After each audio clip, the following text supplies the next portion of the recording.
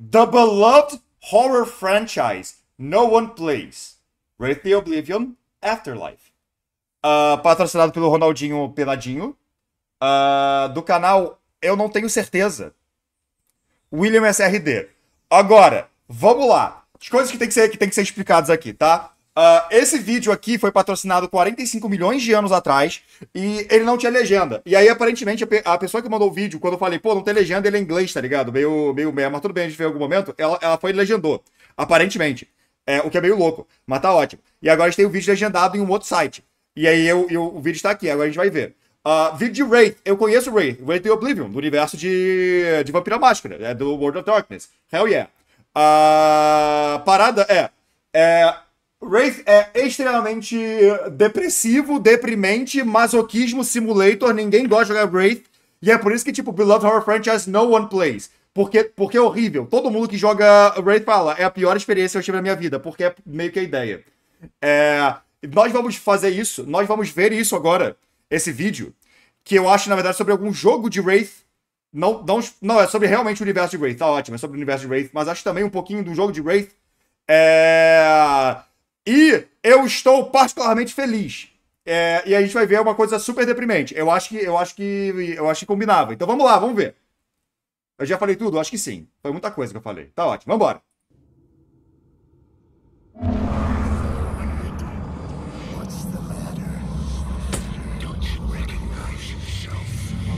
Obviamente eu vou, tipo, volta e meia atacar umas lore de World of Darkness e tudo mais, mas o ponto geral vai ser mais Wraith.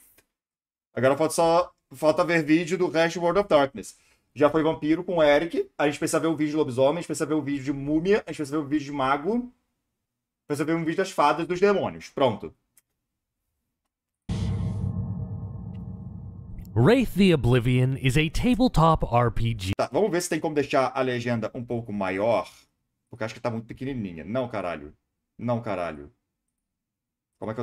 Tem como deixar a legenda um pouquinho maior aqui? Não vai tá dando. Não vai tá dando. Beleza.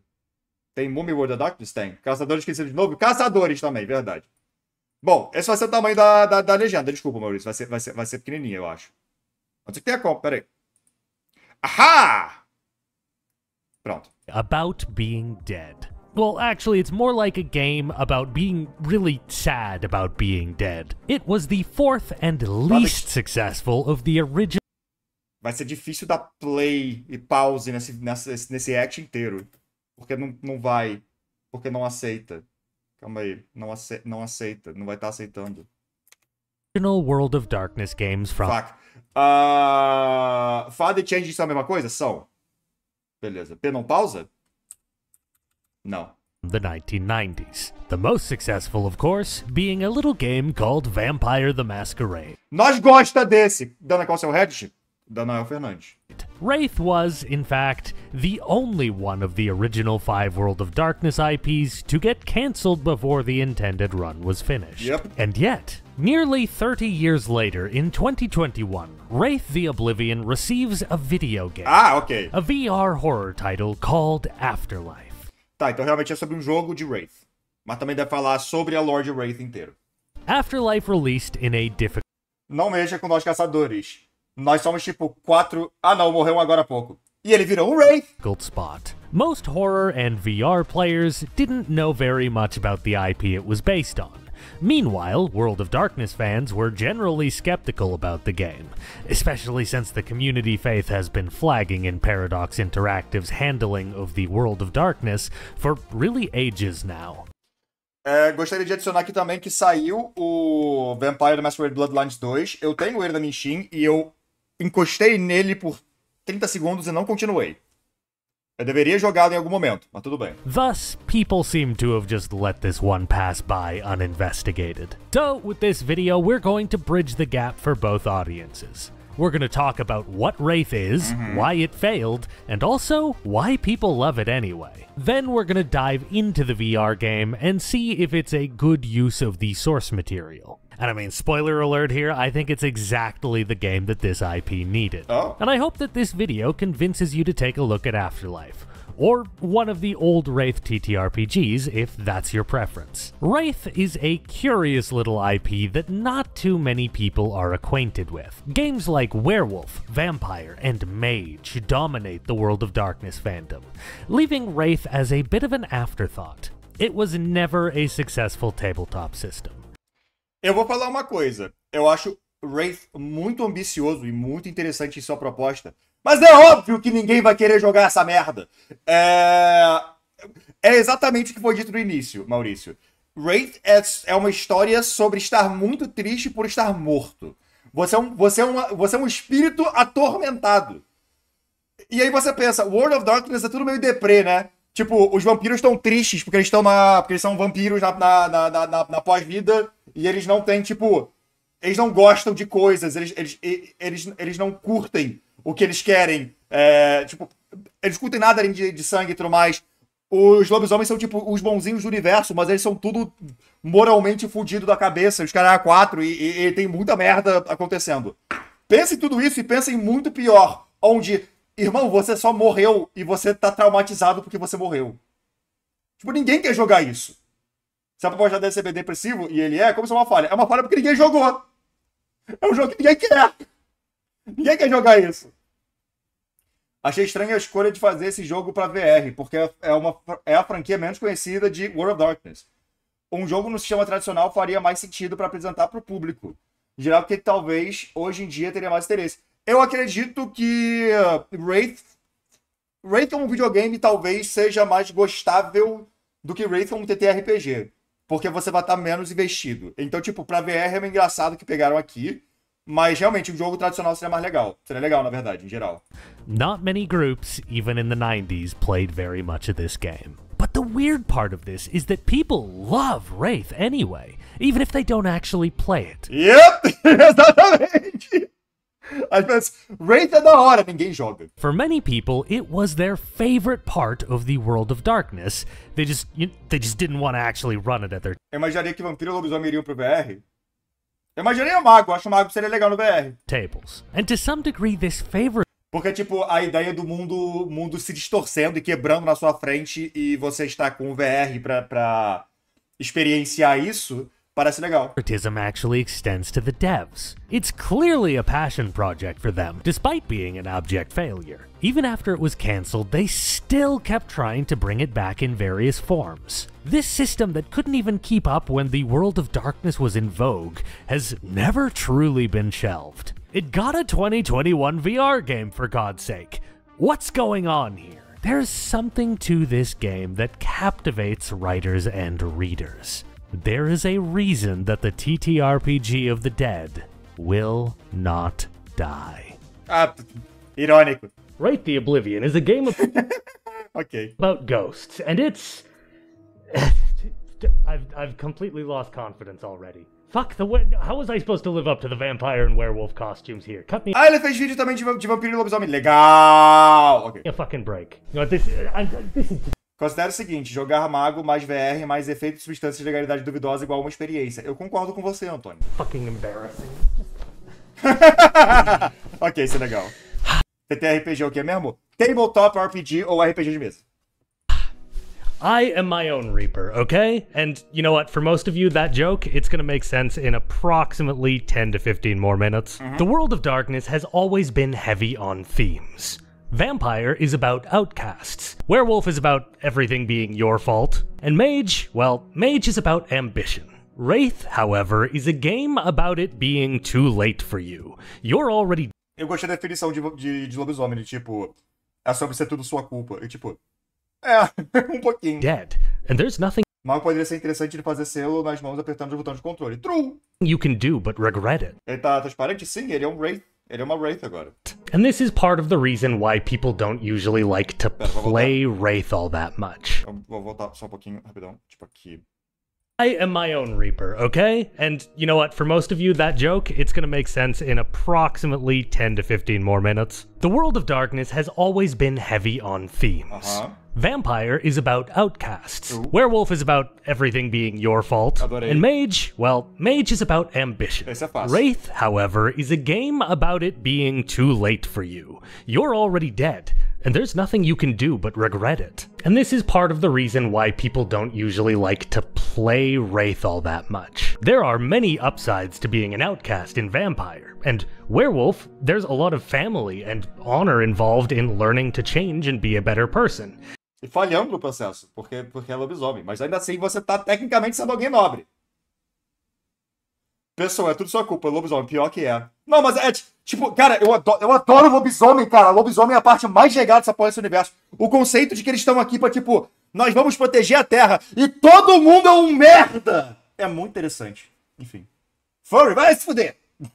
And I mean, Mage, as I said, it's about ambition. There's no shortage of upsides to that. There is, however, no upside whatsoever to being dead and regretting your life. Your character already had all of your chances to have a fantasy life, but they wasted it. This lack of playability, believe it or not, actually predates the game considerably. Wraith the Oblivion is actually not the fourth World of Darkness game. It's actually the first. What? Sério? Não sabia.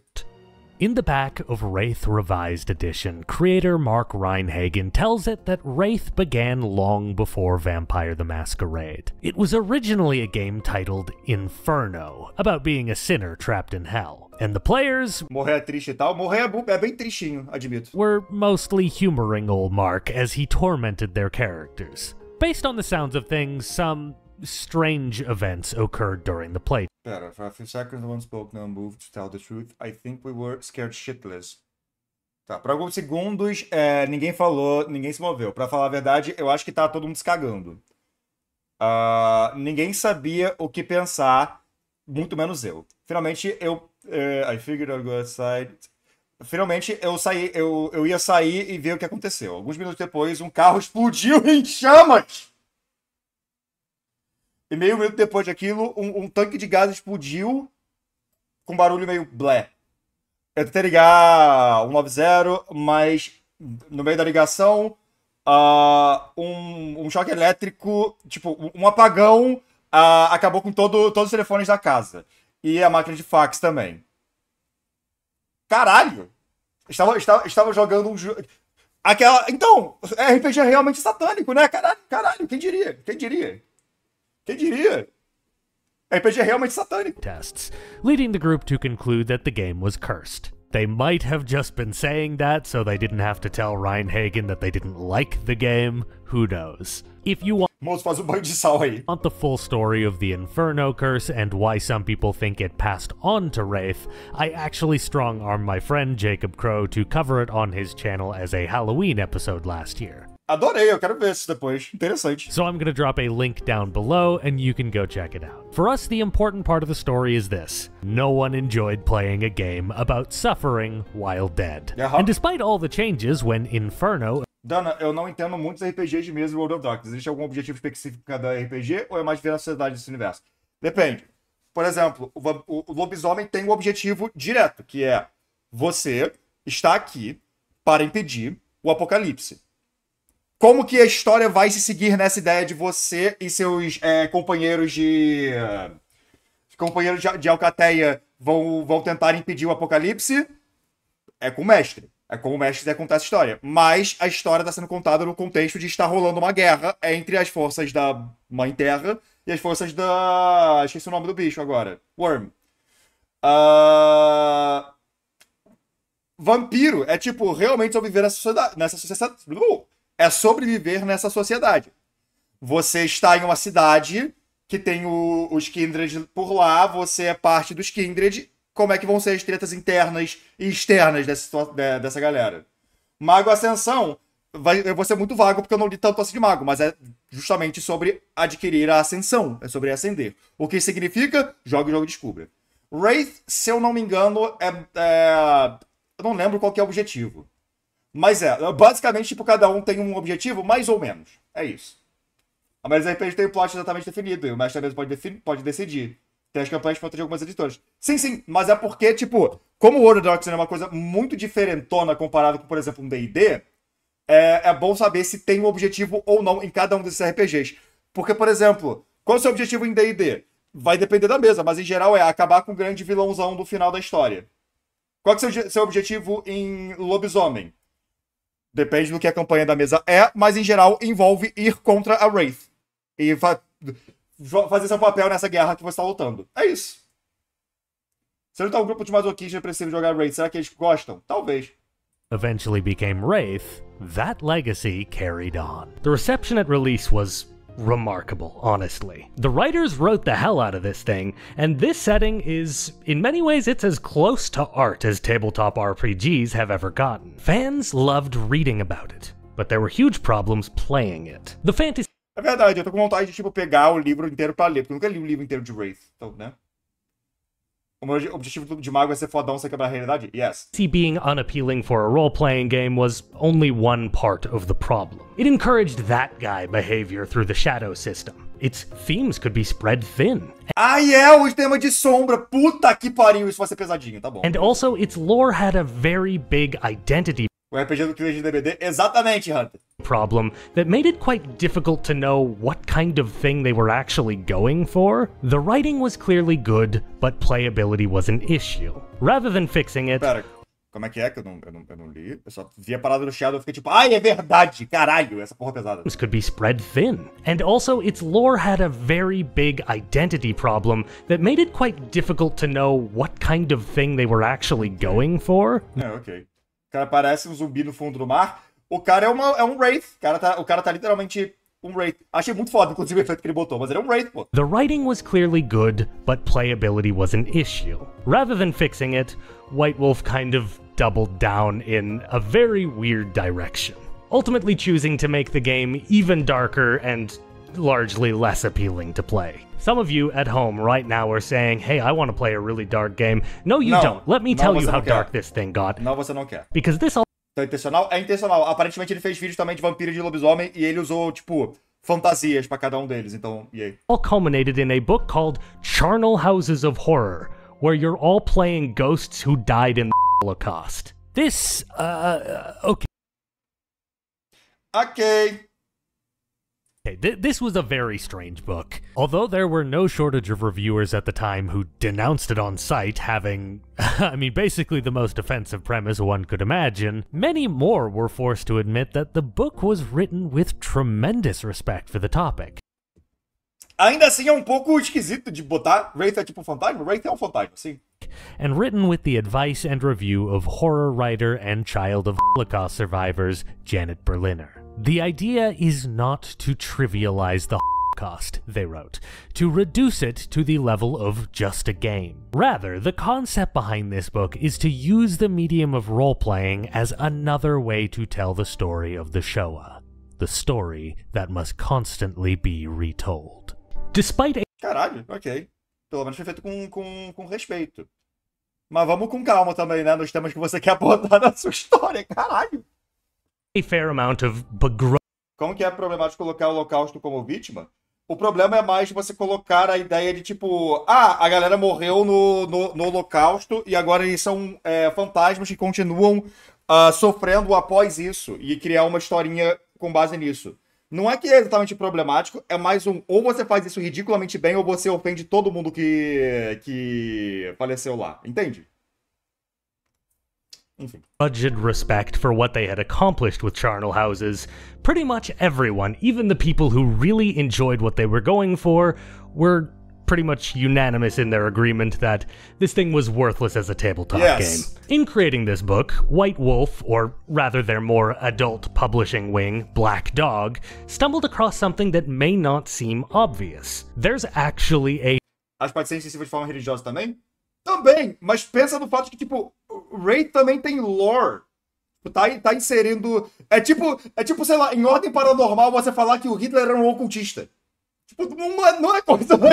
tá ligado? Não mexe com assuntos meio delicados ali. Tipo, em Ordem Paranormal, considerando que tragédias acontecem, que tragédias podem causar coisas sobrenaturais, será que Auschwitz causou alguma coisa, alguma criatura de lá? E aí você vai lá e coloca essa criatura. Tá ligado? Coloca essa criatura, tipo, no canon. Tá ligado? Tipo, não é coisa muito legal de você colocar em lore. Enfim.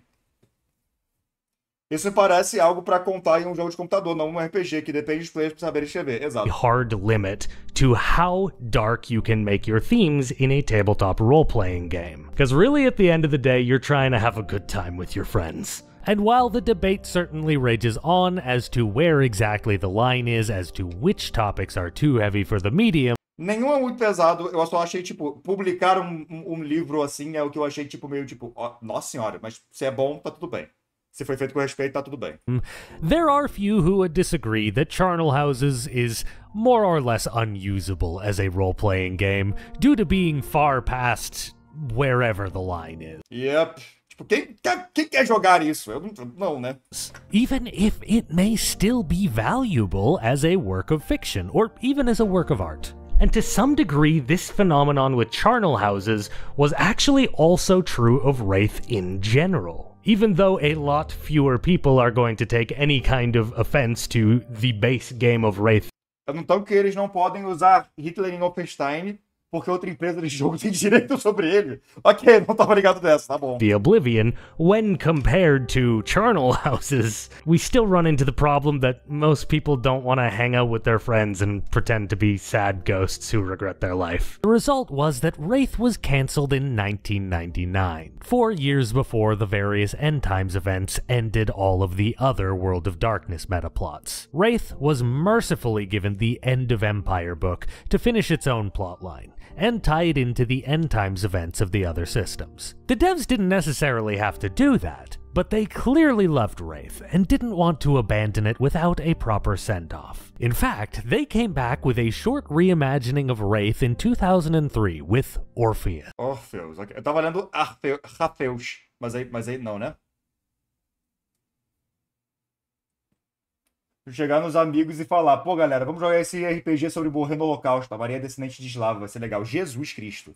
This version was a limited run that was always intended to be wrapped up in 6 sourcebooks. See, White Wolf by now was starting to learn their lesson about spin-off overinvestment. Orpheus differs from Wraith in that it is centered around a corporation named Orpheus that is attempting to profit off the world of the dead. You play as Wraiths employed by the corporation, or as living workers who astral project into the Shadowlands as their 9 to 5. There have been more...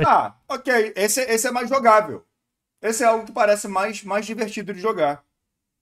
Ok, beleza. Attempts to spin off of Wraith over the years, such as Geist é conhecidinho, mas eu não sei nada como é que é. Sin Eater.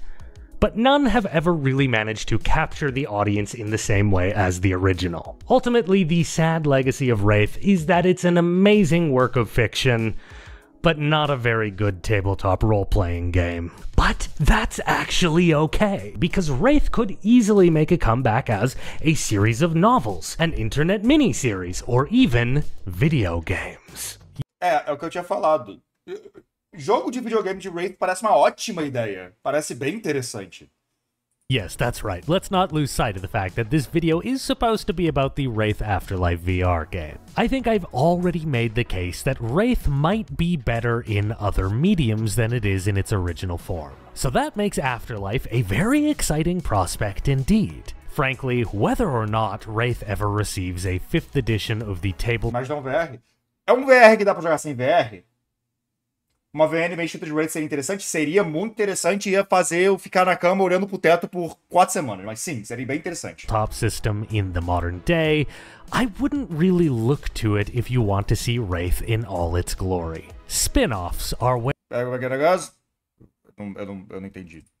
So that makes Afterlife a very exciting prospect indeed. Frankly, whether or not Wraith ever receives a 5th edition of the tabletop... Okay, tá, beleza. Yeah. Dana, existe mais algum tipo de morto-vivo para além de vampiro ou wraith? Tipo zumbi ou esqueleto? Tem múmia. Temos múmias. System in the modern day, I would... Além disso, tem necromancia. Só que aí as criaturas revividas, elas não têm, tipo, vontade própria ou pensamento próprio.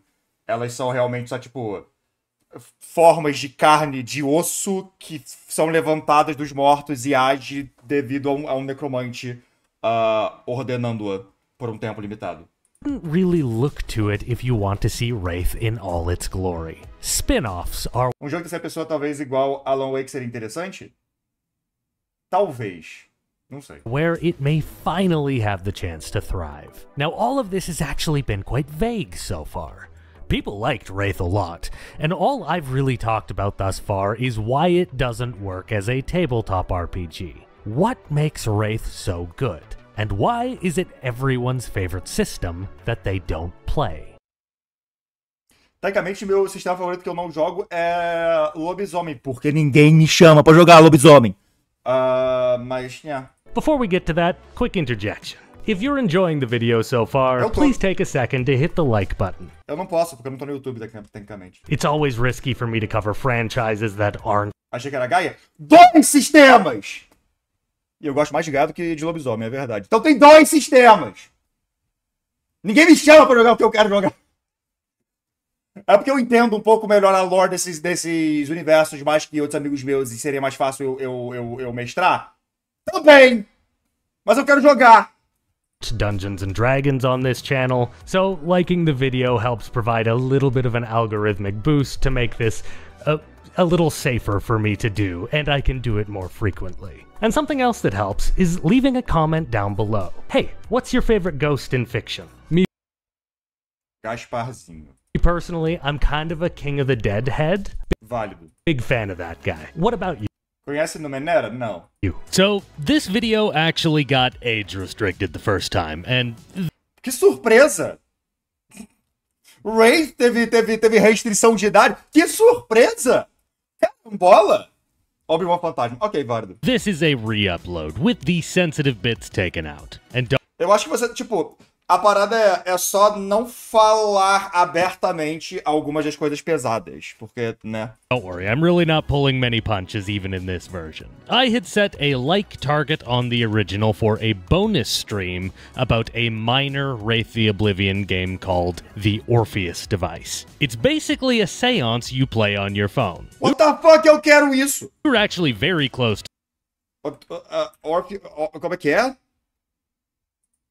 We were actually very close to smashing the version. I had set a like target on the original for a bonus stream about a minor Wraith the Oblivion game called The Orpheus Device. Dispositivo de Orpheus. Tá, Orpheus Device. Orpheus Device, Orpheus Device. Orpheus Device. Orpheus Device. Game. The Orpheus Device.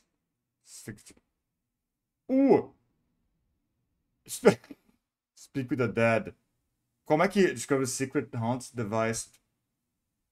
Como é que eu jogo isso? Como é que se joga esse videogame? Como é que se joga esse videogame? Audio-based adventure, video game play by airplay. Eu quero jogar este videogame. Eu quero jogar este videogame. Você não joga, você escuta. Eu quero escutar esse videogame. É o Choose Your Own Adventure, só que, tipo... Audível. Audível. Ok.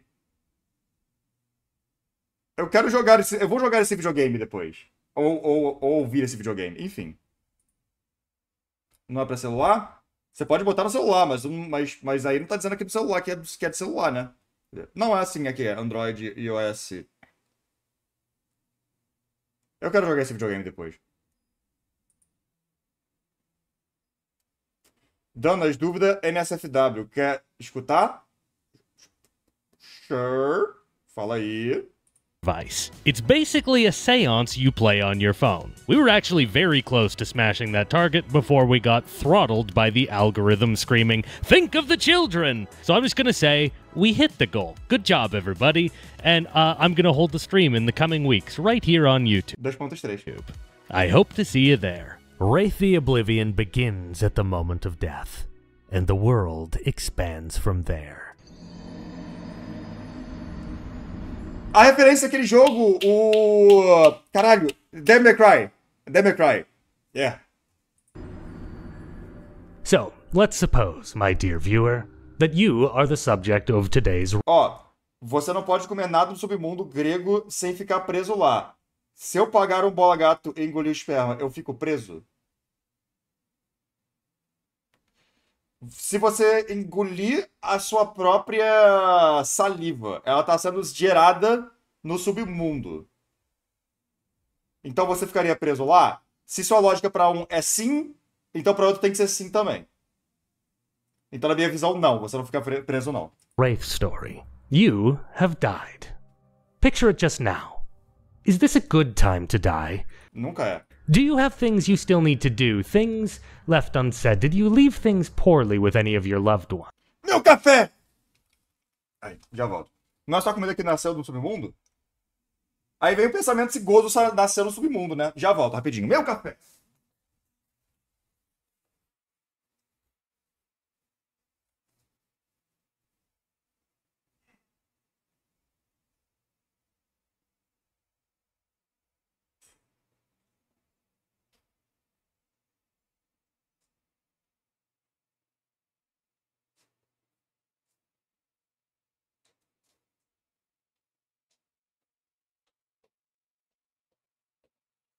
Peguei meu café! Nós dois, essa foi uma mentira que inventaram porque Deus sou filho da puta. Ok. Entendo. Ai. Eu não posso apertar a barra de espaço. Well, too bad. You're dead. And that's not fair. But we really don't get to choose these things, do we? Now, for what it's worth, most souls do not become wraiths, but you have. You are now bound to the Shadowlands, a mirror version of our own world where the forces of entropy reign supreme. You will see the trees as dead. You'll see your car as a rusted heap of scrap. And to you, the skyscrapers on the horizon will seem as crumbling husks. You will be confused when you first arrive in the Shadowlands. Nothing will look right. Likely, you don't even realize you're dead yet. O que a gente tá vendo é vídeo sobre Wraith the Oblivion, que é um RPG de mesa dentro do universo do World of Darkness, que é o universo de Vampiro Máscara. Isso. Eu fiquei um pouco confuso de tipo Vampiro a Máscara ou Vampiro a Máscara. Aí eu falei confuso. Mas aí é isso. A gente tá vendo um vídeo sobre isso. Que primeiro vai explicar a lore de Wraith, depois vai falar de um videogame que saiu recentemente. É isso. As you replay your final moments over and over. This is because wraiths are born into unlife with a protective cocoon of plasm called a caul. Maybe a cowl? Pera, volta um pouquinho. Look right. Likely, you don't even realize you're dead yet as you replay your final moments over and over. This is because wraiths are born into unlife with a protective cocoon of plasm called a caul. Maybe a cowl? I'm pronouncing it caul. Caul. If someone doesn't take it off of you, your confusion may fossilize and prevent you from becoming a wraith. Instead, you'll become a drone, a confused spirit reenacting its life over. Onde estão os Wraith do Power Scaling de World of Darkness? Eles são fantasmas mortos, sofrendo perpetuamente. Acho que estão logo acima de caçadores. Over and over. Fortunately for you, a hand pulls the plasmic caul off of you. The wraith that did this for you is called your Reaper. Ghostly tradition sees it that the two of you are now obligated to one another. The Reaper is obligated to teach you and mentor you to survive your early time in the Shadowlands. Likewise, you owe them, and you're expected to assist them for a time. The agreement is informal. Your Reaper may simply ask a favor in return, or they might treat you like a squire or apprentice, or they might even just take you as a slave. We're gonna Sabe nada pro caçador? Sabe nada pro caçador, jamais. touch on that. Danas, para jogar Warped Device, você precisa pedir pro assistente do celular começar o jogo dizendo Play Warped Device ou baixar o app da Airplay e jogar por lá. Como assim tem que pedir pro assistente do celular? The fuck? Tá bom. Tá bom. Angle later. But for now, let's assume this. Congratulations. You're one of the lucky ones. Your Reaper is kindly and will show you the ropes and won't take too much from you in return. Your Reaper begins to explain that Tipo, Alexa, play Orpheus Device, mas aí pro seu assistente. O meu assistente é o Google. Tipo, eu falo só tipo, play Orpheus Device. Eu tenho que baixar alguma coisa, né? Imagino. Não pode ser direto. Ok, Google, amoleça meu pinto, exatamente. Viado, eu não uso meu assistente, então eu nem sei nem como é que eu abro essa porra. Enfim, whatever. Depois eu descubro. nature of your new existence. Your body isn't what it used to be. It's no longer flesh, it's corpus. An approximation of what you think you looked like, molded from plasm. In time you might learn to change it, but most never do. So I hope you visualize yourself in your favorite jacket. Tem que falar ok, Google? Se eu só falar ok, Google, vai... Ok, Google. Não, não foi. Como é que eu... Ok, Google. Ok. Ai, gente, eu sou muito velho pra isso, foda-se. Acho que tem que estar ativado? Não vai estar ativado, eu vou ter que fazer depois. Como é que ativa essa porra? Eu quero tentar fazer isso agora, aqui em live, na verdade. Como é que ativa essa porra? Peraí. Configuração. Configuração. Aqui, tá. Não é o meu Wi-Fi. Aparelhos conectados, modo de rotina, salvação, visor, bateria, papel de parede, temas, tela inicial, privacidade local, segurança emergência, contas, backup, Google, serviço Google. Não, serviço. Como é que eu... Você tem que falar como se fosse um robô? Pesquisa no Google como ativar o Google. Verdade. Até cortando também. Eu não sei qual que é o meu! Eu não sei o que eu tenho! Acessibilidade. Não. Assistência do aparelho. Como assim tem problemas em encontrar no meu celular? Quais são os problemas em encontrar no meu celular? Calma aí. Alexa, não tem? Eu não tenho Alexa, não.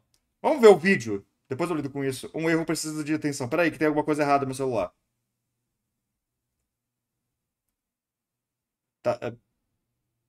Tá bom, eu vou reiniciar o meu celular.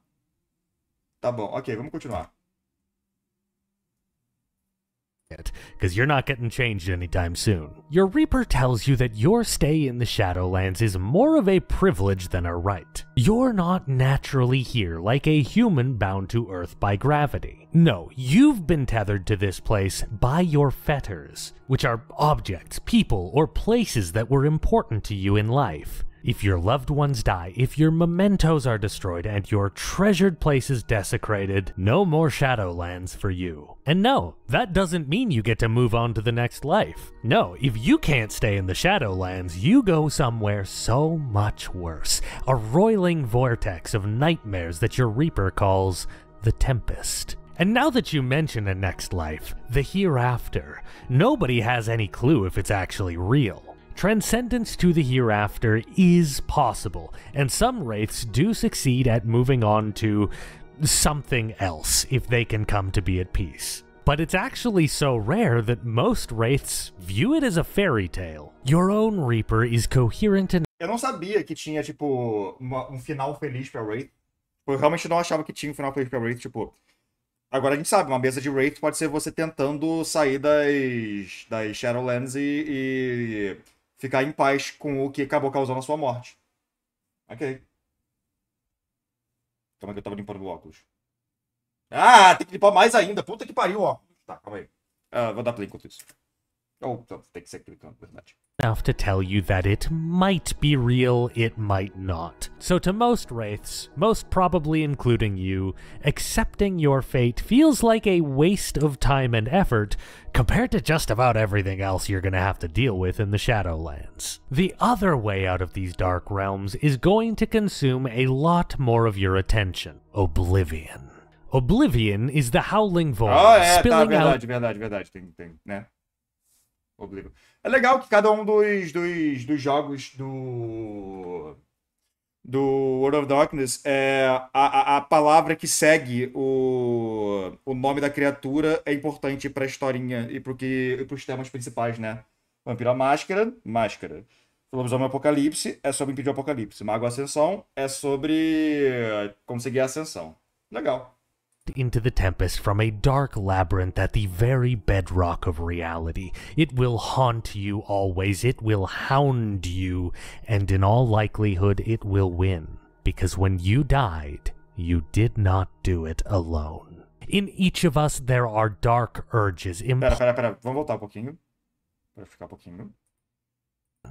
Oblivion is the howling void, spilling out into the tempest from a dark labyrinth at the very bedrock of reality. It will haunt you always, it will hound you, and in all likelihood it will win. Because when you died, you did not do it alone. In each A parte pesadinha, ok, vamos ver como é que ele vai explicar a sombra, porque ela é pesadinha. of us there are dark urges, impulsive thoughts, self-destructive tendencies.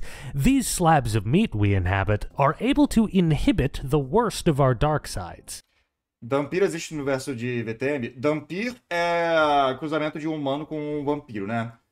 Não, porque um vampiro não consegue procriar de maneira biológica. Porque o piu-piu não levanta. Our body more or less forces us to work together to keep our protein mech alive and in one piece. But your body is gone, and your corpus hasn't got the same instincts. Your shadow, the dark and self-destructive half of Mas se for uma vampira, ainda precisa de sangue para funcionar internamente os órgãos. your heart is free. It will pursue you, torment you, and trick you until you both have been dragged screaming into a... Vamos voltar um pouquinho aqui só. Eu acabei de me tocar que quem cuida da The World of Darkness é Paradox. Meus pêsames pra vocês, empresa maldita. Olha os videogames que a gente recebe. Eu não tô surpreso. Enfim. alive and in one piece. But your body... Eu tava mais um pouquinho pra gente pegar a parte inteira da sombra. Calma aí. are dark urges, impulsive thoughts, self-destructive tendencies. These slabs of meat we inhabit are able to inhibit the worst of our dark sides. Our body more or less forces us to work together to keep our protein mech alive and in one piece. But your body is gone, and your corpus hasn't got the same instincts. Your shadow, the dark and self-destructive half of your heart, is free. It will pursue you, torment you, and trick you until you both have been dragged screaming into oblivion. When you inevitably fall, oblivion will not consume you completely, because it still needs you for now. It will put your shadow in command of your void-soaked corpus, and you shall be a wraith no longer. You will be a specter. Worse, your shadow is capable of allying with monstrous specters to try to break you. This is called a harrowing, a time Esse RPG é muito leve e bonitinho, né, Maurício? Não é? Carambola. when you are assaulted by the forces of a... Pra quem não entendeu esse rolê inteiro, você morreu e aí todos os seus traumas são personificados em um outro personagem que está junto com você constantemente e ele vai o tempo todo falar como você é um merda, como você é um lixo. Você mereceu o destino que você tomou. Você tem que ser apagado da existência porque você não tem nenhum valor e nunca teve nenhum valor em toda a sua vida e sua pós-vida. Até você, eventualmente, essencialmente, tirar sua própria vida, entre aspas, e cair no esquecimento. E aí ele vira um monstro, usando o seu corpus. Então é muito fofo. oblivion from both within and without. You will likely lose touch with reality before losing touch with your own soul. In-game, a second player is chosen to actually control your Existe um jogo chamado Deviant The Renegades, que veio com o reboot de World of Darkness. E acharam que Changeling era menos popular. Eu não conheço esse, eu acho. Calma aí. Deviant The Renegades. Fica aqui pra ver o que é em geral e ver a capa. What the fuck is this? What the fuck is this? Tá. Darkness. 2019, tá bom. Ô, caralho. Different as lab.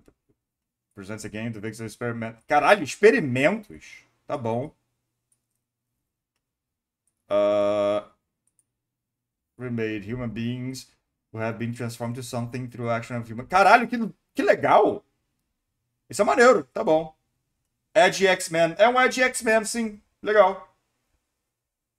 Caralho, ok, isso é maneiro. Quero dar uma lida depois.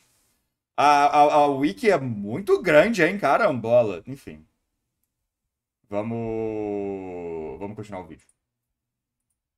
shadow, and it's their job to ensure that your wraith is never free of the angst that dominates your unlife. Because that Calma aí, volta pouquinho só.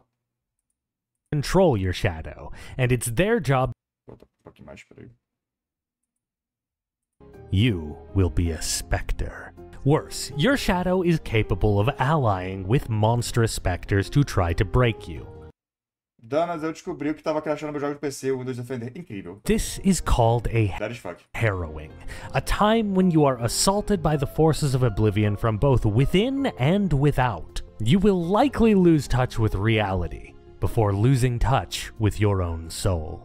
In-game, a second player is chosen to actually control your shadow, and it's their job to ensure that your wraith is never free of the angst that dominates your unlife. Because that's just how it's going to be, your Reaper explains to you. Ou seja, precisa de uma outra pessoa interpretando a sua sombra.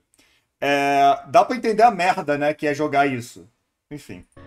You will. Especialmente quando você é tipo amiguinho das pessoas. Imagina, eu vou tentar falar de uma maneira que não desmonetize. Imagina você tá jogando um joguinho mega divertido com seus amigos. São meus amigos e tal. Ok, vamos lá jogar com meus amigos. E aí um dos seus amigos, por estar dentro de personagem, vira e fala: se mata. Ninguém vai sentir sua falta. Ninguém nunca sentiu sua falta. Que bom que você está no estado que está agora, mas não é o suficiente. Você ainda tem um pouco de si mesmo. Você é um lixo. Você é patético. Você era patético antes, você é patético agora. E você vai chorar porque seu amigo tá começando a falar isso pra você, tá ligado? Então, yeah! Will watch your loved ones grow old. You will watch your fetters decay or be destroyed. And when that happens, you will fall into the tempest and the slavering hordes of Tá precisando de players? Não, se eu não me engano, tipo, pega um player pra... Tipo, você sempre... Se eu não me engano, a forma que você interpreta o seu Wraith e a sombra de algum outro player, sempre. Então todo mundo vai ser assim. Eu acho que é assim, pelo menos. Specters that live inside until every bright patch of your soul has crumbled away. With so few wraiths believing in transcendence, it would seem to most as though oblivion is inevitable. Wraith is a bleak and a... Dá pra jogar duas pessoas que se odeiam jogar... Dá pra colocar duas pessoas que se odeiam jogar esse jogo, que legal.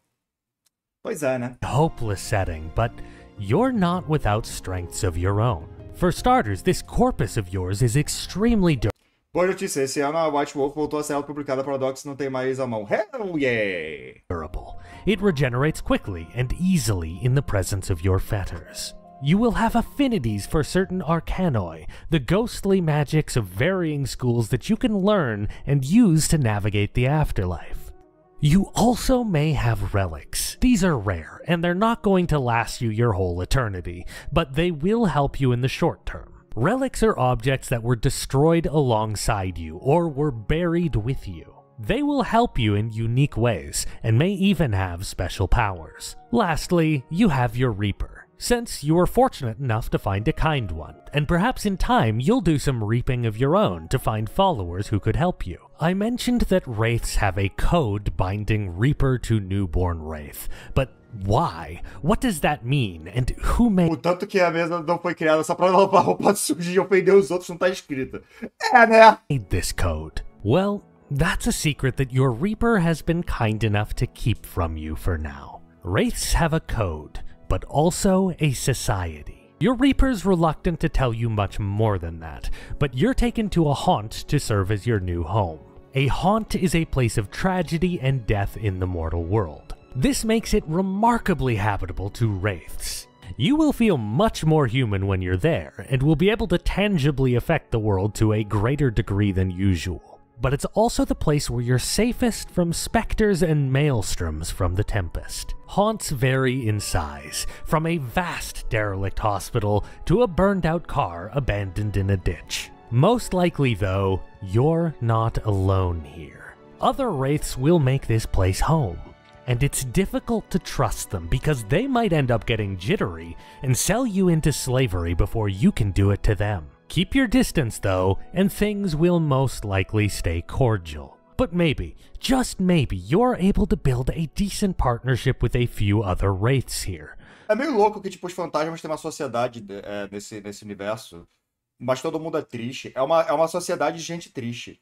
Gente triste e escravocrata. Maybe you are all reaped by the same guy, or you come together to deal with a problematic ghostly roommate in the haunt. You have now crossed the threshold from an independent wraith to becoming a part of the basic unit of wraith society. The group of you are now a circle, and with luck, this is going to be as far as you interact with the greater shadow world. In a game of Wraith the Oblivion, you are a member of a... Pera, como é que é o negócio? Volta aqui um pouquinho. Now cross the threshold from an independent wraith to becoming a part... Eu acho que você jogava RPG pra ir pra um mundo alternativo, não CLT. Por que será que esse RPG não deu muito certo? Part of the basic unit of Wraith society. The group of you are now a circle, and with luck, this is going to be as far as you interact with the greater shadow world. In a game of Wraith the Oblivion, you are a member of a circle. It's taken a lot of luck just to make it this far. Someone had to remove your call. They needed to not be a bastard, and the haunt they sent you to had to be safe, and then you needed to have not fallen to your shadow or get run off by those who have. You have all you need in this state of things to play Wraith the Oblivion. You have a good grasp on what wraiths are, a basic understanding of their living situation, and the basic threats they face each day. Maybe you've even found a handful of wraiths who will pay you for solving problems, with strange deathly coins. Much of the gameplay will be very personal. Maybe you'll have to protect the loved ones who are your fetters and become something of a guardian angel. Or you might need to stop acting like an angry poltergeist and learn to let your spouse move on. You might develop Arcanoid to try and get back your beloved photo collection before those ungrateful children of yours can dispose of them. Caralho, é verdade, é coisa realmente pessoalzona, eu esqueci desse detalhe. Or ask a circle for help when your widow calls an exorcist, because your ghostly presence is kind of freaking everyone out. Which is definitely not your fault, because honestly, you'll be damned before you let death stop you from being there for family TV night. Honestly, who cares if you're giving everyone a chill and knocking paintings off the walls? You know what? Death will not stop you from keeping up on weekly episodes of Shogun. These Dá pra entender por que ainda assim o conceito é muito da hora, né? Tipo... É uma história de assombração onde o nosso POV é o fantasma. Isso é legal. Stakes are actually not as low as they sound. You pretty much have to maintain contact with your old life. There's no other way to protect your fetters. Abandoning them will doubtlessly end up in them being destroyed at some point, sending you reeling into the tempest. Much of Wraith the Oblivion is reactive. Work with your circle to cling to the fragments of your life, defending your fetters from threats both living and dead, while also ensuring that malevolent spirits stay the hell away. É aquele filme da família que tá passando por um poltergeist e no fim descobre que eles estavam mortos? Sim. Eu esqueci o nome desse filme, mas sim. É tipo isso. From your haunt. But there's still a conceito legal, mas parece que falta hype e aura. Não tem nenhum hype ou aura. Você está interpretando um bando de fantasmas tristes que não conseguem deixar as coisas, tipo, pra trás. Problem. Is this it? Is this the fate of a wraith? Will they never amount to more than forming gangs hiding out in haunted houses? Well, no. There's far more. When Wraith gets summarized, it's this half of the setting. The very personal side of undeath. But the problem is that there's kind of not a lot to do. The developers might have decided to flesh this out so that you always felt é baixa expectativa e depressão, o oposto exato. Like there were clear objectives of personal horror. Instead, the writing went a very different direction. While the core themes of Wraith are very personal, the lore is much more expansive. Maybe on your Eu não sei muito dela, mas vamos lá. journeys, you've been warned about the ferrymen. Strange, distorted wraiths paddling their rafts across the stable routes of the Tempest. You must never interfere with their duty, for they are dangerous to the extreme. O mundo é legal, mas eu olho pra isso e fico... Vocês real acharam que alguém ia querer jogar isso no lugar de ser um lobisomem que quer impedir o fim do mundo? Exatamente! É um ótimo universo. Nunca vou jogar uma mesa de Wraith na minha vida. Yet, so too are they needed to allow wraiths some ability to travel the Tempest, even if it's still with great risk. If you can pay the ferrymen, they might even allow you to come with them. Tipo, levou anos pra ficar pronto, ninguém olhou pro conceito e viu que não ia vender. Eu acho que tava tipo, não sei, esse foi o primeiro, né? Tecnicamente esse foi o primeiro dos livros que eles fizeram. Eles fizeram os outros, e aí deram certo. Aí eles, porra, tá tudo dando certo, vamos tentar fazer esse de novo lá dos fantasmas. E aí não deu certo. These ferrymen are the key to the wider world of Wraith. Foi paixão? Sim, foi um passion project do caralho, sim. The connection point between the huddled lonely wraiths and the vast, dark kingdoms of the unliving. Your Reaper wasn't honest with you and... Acabei de me lembrar que eu acho que eu vou jogar Vampiro sábado agora. Yeah, Vampiro! That was a kindness, because what they called the traditions and custom of wraiths, those were in fact...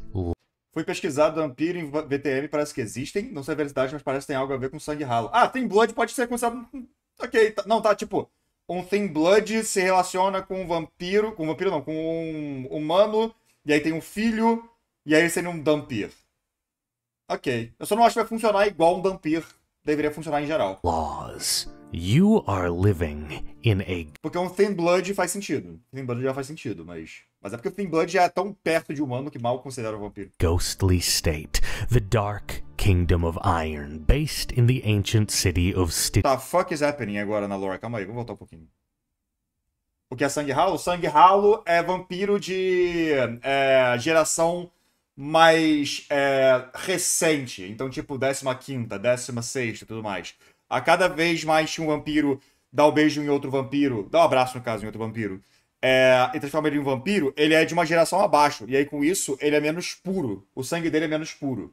O quão maior for a sua geração, mais perto de um ser humano você tá. Thin Blood é tão perto de um ser humano que quase não tem diferença. Dark kingdoms of the unliving. Your Reaper wasn't honest. Eu me perdi muito nesse plot. Vamos voltar um pouquinho aqui pros parqueiros. To travel the Tempest, even if it's still with great risk. If you can pay the ferrymen, they might even allow you to come with them. These ferrymen are the key to the wider world of Wraith, the connection point between the huddled lonely Wraiths and the vast, dark kingdoms of the unliving. Your Reaper wasn't honest with you, and that was a Thin Blood só tem a parte bosta, vampiro vale a pena não? Vale a pena não. kindness. Tanto que geralmente caçam Thin Blood, porque não pode. Because what they called the traditions and custom of wraiths, those were in fact laws. You are living in a ghostly state, the dark kingdom of iron, based in the ancient city of Stygia. It was founded by Charon, the first ferryman. Eu não sabia de nada desta porra, eu tô muito confuso. Tudo bem, who proclaimed himself the Emperor of the Dead. The long Nem morto escapa do capitalismo, sim. shadow of Stygia hangs over all the lands of the unliving.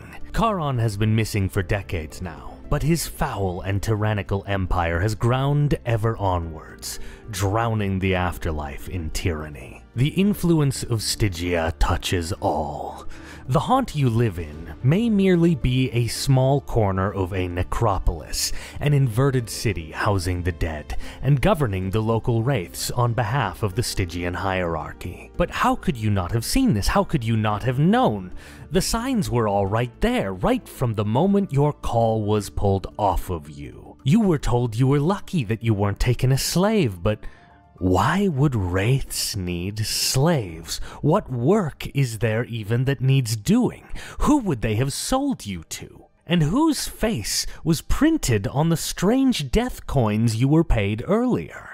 Essa lore tá indo muito funda. Eu realmente não tava ligado que é pra essa direção. Tá bom. The city of Stygia stands atop a lofty isle in the Tempest, and though the ferrymen keep the paths clear that all roads shall lead to Stygia, you must never go there. A wraith who sits in a haunt and weeps that his loved ones have moved on without them is about the most privileged and coddled unlife a wraith can have. Many, perhaps most, reapers work for Stygia, Tens of thousands of wraiths have their call removed, only to find themselves dragged in chains into the Stygian mines. Oh yes, this place has mines. To make a kingdom of the dead, there has always been one problem: a lack of material. The dead cannot touch, cannot... What the fuck?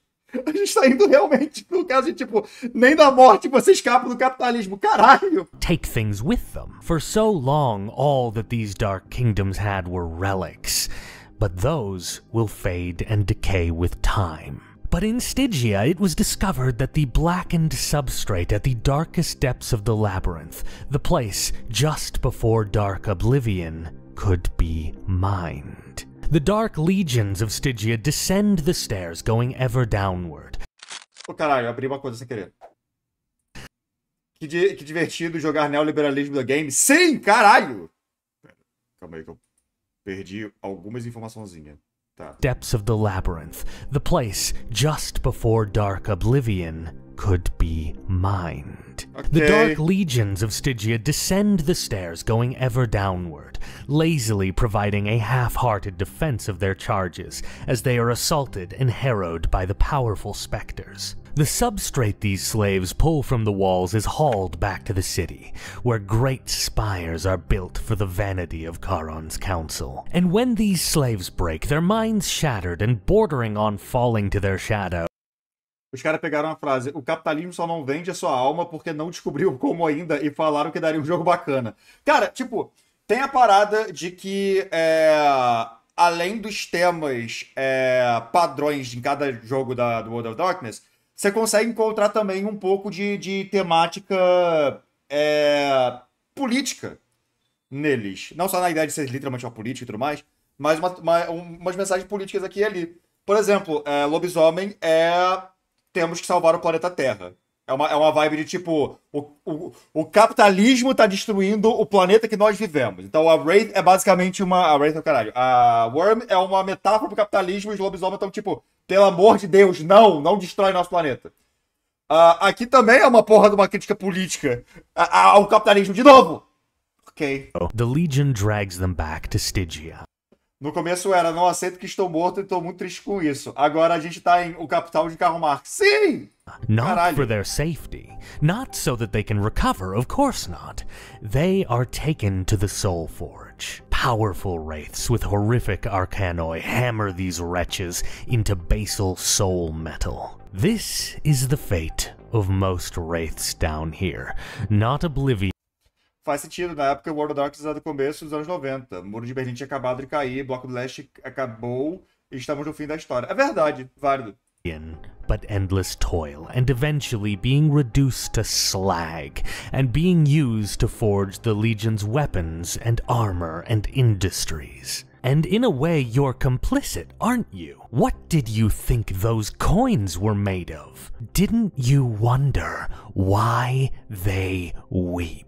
Jesus. So maybe now you can comprehend why you're so lucky to stew in your misery, in your safe, secluded little haunt. Because the Empire of Stygia is undergoing a foul industrial revolution, and to them, you're little more Uma revolução industrial para fantasma. Isso é muito louco, mas tudo bem. than a hunk of iron pulled from rancid soil. If you're smart, you'll stay hidden. But if you're the player of a TTRPG, I'm certain you'll have questions and feel a need to seek out answers. And if you dig deep, they are there to be found. The afterlife wasn't supposed to be like this. The Tempest didn't always rage, and Stygia didn't always loom over the dead. This all happened because Charon the Ferryman failed. But he didn't just fail, he failed you. Hi, just a cheeky little upbeat chapter break here. Jesus Cristo!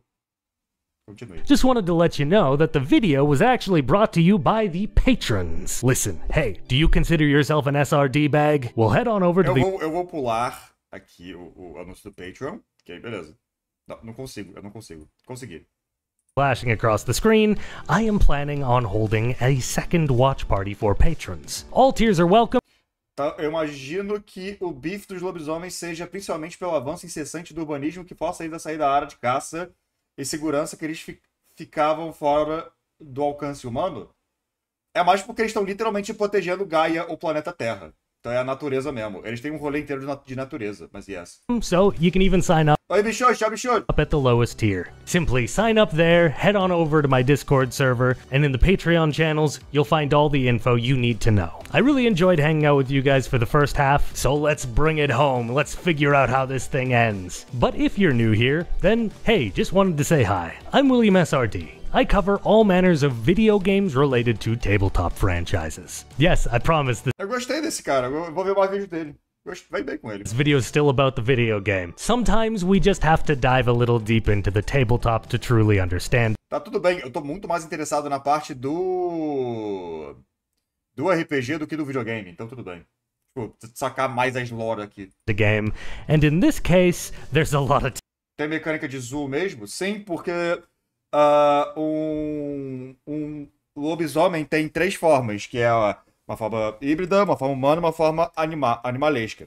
E você pode procriar sendo humano com humano, sendo um lobo com um lobo. E isso vai influenciar como é a pessoa, a criatura que nasce depois de você se acasalar. Um garou que é filho de um humano com um outro garou, ele é mais ligado ao seu lado humano, então ele pode ficar mais confortável sendo um ser humano que vira um lobo do que sendo realmente um lobo. Ele é mais confortável com lugares urbanos, não muito floresta, coisa assim. Agora, um garou que tem um filho com um lobo, o filho que vai nascer de lá está mais confortável em ser um lobo, com a selvageria e coisa assim. Então você utiliza esse aspecto de síntese zoofilia nesse universo. Agora, qualquer mesa que eu for jogar de lobisomem, eu vou falar, isso é muito creepy, por favor, não faça um filho de um garoto com um lobo, pelo amor de Deus. Mas é isso.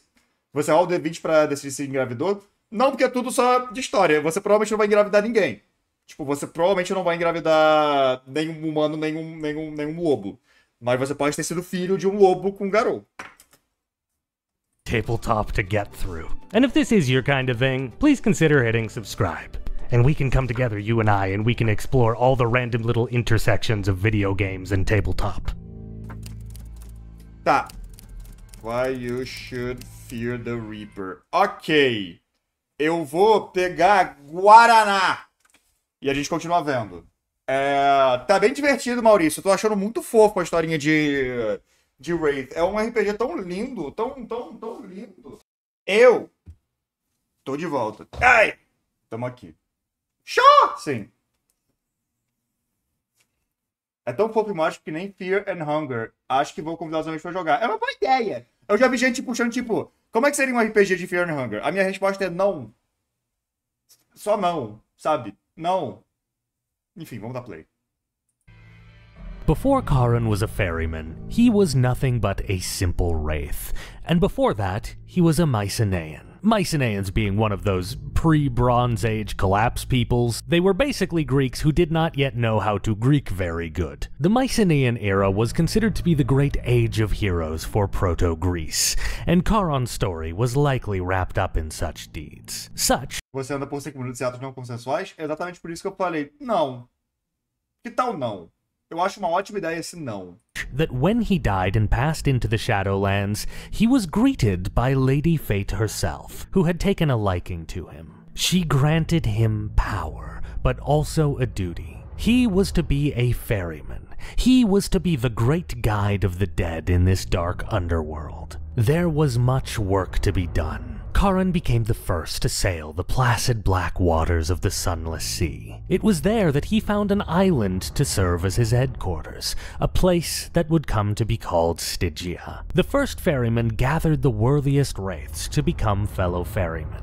and then their whole order got to work on Lady Fate's mission. Most of the ferrymen devoted themselves to finding lost wraiths in the Shadowlands and guiding them safely to the Isle of Stygia. Other ferrymen got to the work on the other half of Charon's quest, namely, figuring out what the hell was on the other side of the Sunless Sea. You see, Stygia was simply a place to gather the dead. It wasn't where Charon was supposed to be sending them. Charon departed at some point at the behest of Lady Fate, Eu me pergunto se isso tá, tipo... Se isso é explicado no próprio livro de Wraith, ou se isso é, tipo, um livro extra. Que nem tem o livro de Caim e tudo mais. Porque o Caronte é o Caim de Wraith, né? Então, yeah. Lady Fate é um conceito? Sim, é a personificação do destino em si. Pelo que eu entendi. Down into the labyrinth that encased Oblivion. When he returned, he did so with a great wraithsmith, and the two of them began turning Stygia into a proper city in the stylings of Athens and Rome. Okay. Material was short, but the smith was talented, and they drew stones from fallen civilizations and temples. Charon called the ferryman home. He had reached the far side of the labyrinth while he was down there. O que eu acho muito louco é que, tipo... as terras sombrias é meio que a sua percepção do mundo real, e aí você assombra um lugar, e aí você, tipo, tem que proteger seus grilhões e tudo mais. Onde geograficamente fica Stygia? He had looked at the foul void of Oblivion itself, and he had a revelation. It was growing. Every soul that the ferryman failed to guide would feed the horrid mass and allow it to grow larger. Monsters had been seen of late. The first specters, who the ferryman had failed. Charon declared that they would need to do better. Every lost soul meant that this place came one step farther to being swallowed by the hungry mass at the abyss of reality. Fortunately, the explorers returned from across the sea, calling themselves the Shining One. Isso aqui tudo é literalmente no fim dos rios, pois todos os rios levam a Stygia. Meu cérebro. No fim das contas, isso aqui é só Bleach, né? No sentido de, tipo, você começa Bleach e tem esses seres que mandam os fantasmas bonzinhos pro mundo dos mortos, e os fantasmas malvados, eles exorcizam eles. Beleza, tá tudo certo. E aí você chega no arco final e é tipo, a realidade está se encerrando, porque Hitler Jesus Cristo veio para derrotar o Deus do mundo, que foi criado por causa de coisas que eu não posso falar pra não dar spoiler pra galera aqui do chat. Então, tipo... é literalmente Bleach. They spoke of distant far shores. Every one of the islands there was a different afterlife belonging to one of the mortal religions. There were hells and heavens and Valhallas abound, waiting to be filled with wraiths. While it was certainly fascinating that religious belief seemed to create these places, and thus every religion became more or less true, it was clear to Charon and the ferrymen that these were mainly a sort of therapy to soothe wraiths until they could transcend to the hereafter. An arrangement was set up. The ferrymen would guide the dead to Stygia, where Charon would protect them, and then the Shining Ones would send barges to retrieve these wraiths and bring them to whichever far shore Charon deemed best for them. Okay. Charon knew that the world was too fragile for him to not take this seriously. A bureaucracy was needed to see the work done. Charon began to notice the success of the new Roman Republic in the mortal world, and began styling Stygia timeline. Legal. Based off of it. From this moment onward, Charon became convinced that his ghostly nation was best ruled by adopting the ideas of mortals. Too many wraiths had slipped from his grasp and fallen to the great enemy. When the armies of Rome began to conquer the Mediterranean, Charon proclaimed that they must be a dark parallel to the burgeoning empire. Builders set to work constructing otherworldly roads across the Dark Plain, stretching all across the European and Middle Eastern Shadowlands. The ferrymen contacted the living, as this was not yet taboo, and requested that the dead be buried with coins on their eyes to pay a death tax to Charon. Oh, legal, maneiro. Maneiro, na verdade. Boa conexão.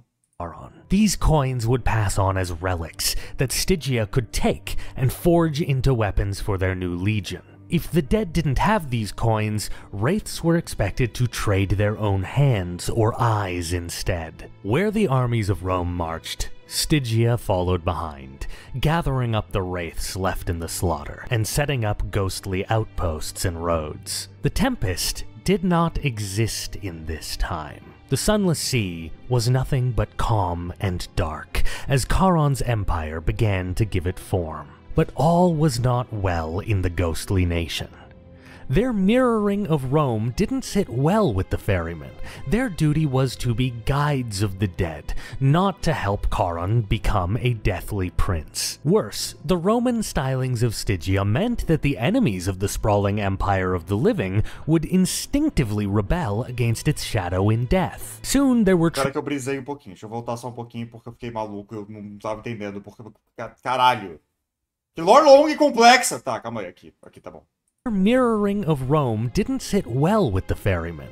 Their duty was to be guides of the dead, not to help Charon become a deathly prince. Worse, the Roman stylings of Stygia meant that the enemies of the sprawling empire of the living would instinctively rebel against its shadow in death. Soon there were tribes of ghostly Gauls, plasmic brigands, and undead Christian martyrs abound, throwing the whole order into chaos. It all came to a head when the Roman Empire fell, and the city itself was sacked. Charon's great experiment, building Stygia as a mirror kingdom, had been a disaster. Untold numbers of wraiths slipped. O que deixa tudo isso mais engraçado pra mim é que, tipo, nem todo mundo que morre vira um wraith. Então, de um lado, nós temos a galera que só, tipo, ah, eu morri, tudo bem, vou pro céu ou pra onde quer que vá. E tá tudo bem. Enquanto isso, os wraiths estão tipo, estamos lidando com uma versão alternativa de Roma. Da hora. Through the cracks at an accelerated pace, and soon the first great maelstrom ripped across the afterlife. Stygia was shattered by rampaging specters, until little more remained of the Dark Empire than an ailing capital and endless roads through the void. The surviving ferryman crawled out from the wreckage and told Charon. Eu tô recebendo uma ligação. Me dá um segundinho, Maurício. Rapidão. Essa lore tão brava que eu tô lockando. Eu também. Me dá um segundo.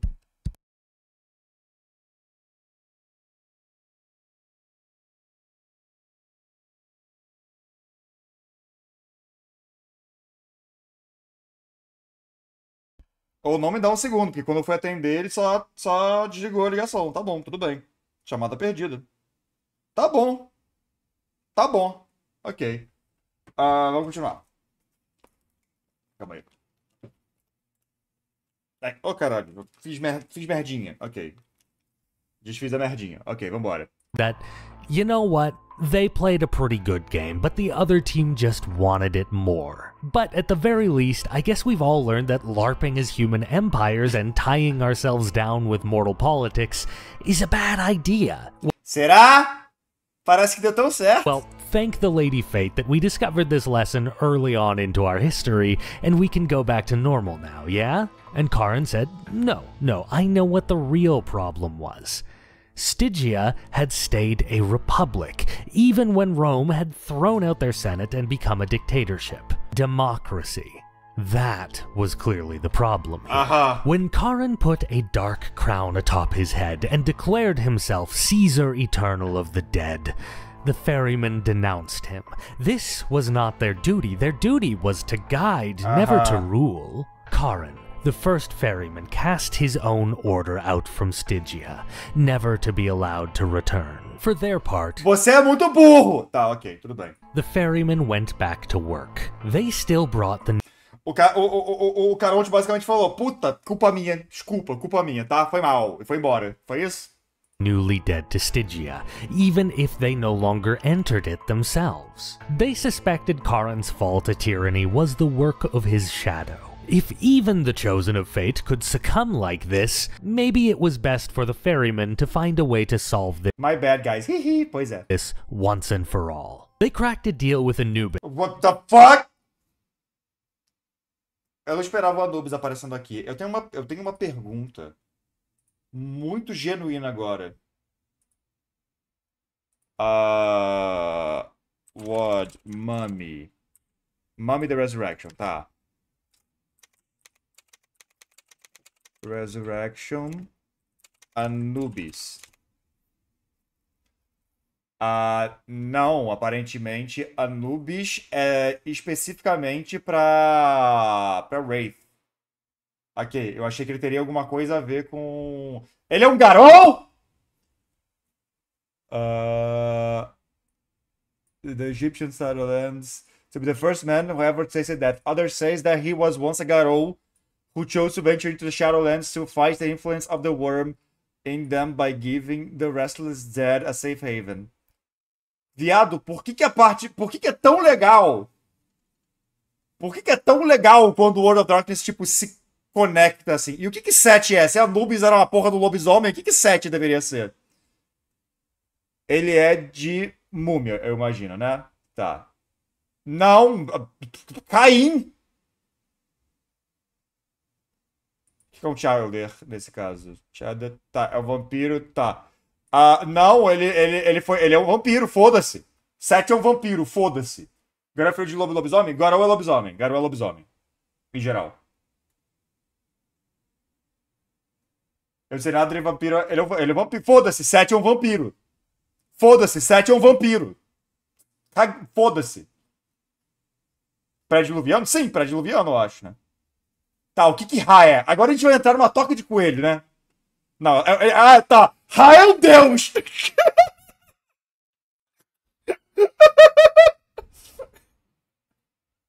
É porque Ra por causa do Setita. Faz sentido. Mas, porra, não, tá bom. Ra é um deus. Tudo bem, Ra é um deus. Beleza. Ok, tá. Tudo bem. Pera, se todos os deuses egípcios estão em outras partes de World of Darkness, o que múmia? O que tem em múmia?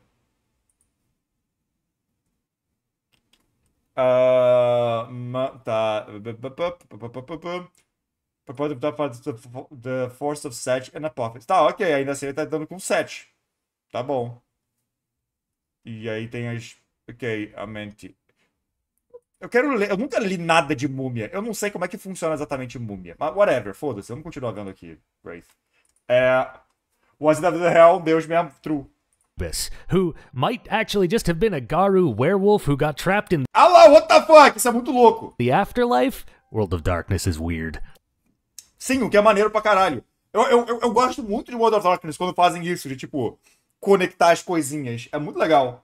And he taught them a ritual to split their shadows off of themselves. The shadows could not be destroyed, but they could be separated. Every ferryman, save the stubborn tyrant Charon, went through this ritual. It was a trade-off. Their shadows were now loose, independent, and malicious creatures, but at least the ferrymen were now of clear mind and judgment. The Sunless Sea had become a tempest during the Maelstrom, but it had calmed somewhat since then. For the rest of time, the pattern would emerge. Great periods of traumatic mortal death, followed by vast maelstrom. Eu dei uma travada, é porque, tipo, quem tinha falado ali de antediluviano? A Risa falando que seria um pré-diluviano, 7. Pelo que eu entendi, 7 seria a terceira geração, então sim. Eu tava vendo isso ao mesmo tempo que eu tava pensando aqui. Tipo, ele é a terceira geração, então sim. Qual deus seria um mago? Eu não tenho ideia. Agora eu já fomos longe. Breaking free of the labyrinth, and when they would recede, the Sunless Sea would be left a little more turbulent than before. Charon decreed the code. Hecate? Eu preciso saber, peraí. Eu preciso saber agora. Aqui, vai aqui. Hecate. Não, só tem o círculo de Hecate. Mas não tem muito a ver. Tá bom, beleza. Círculo de Hecate, círculo de verbena que tá. O que é verbena? Magos, tá. Verbena são magos. Tá bom, beleza. Então não. Não. Lúcifer e Buda. Deixa eu botar Buda primeiro. Lúcifer é um demônio, eu acho.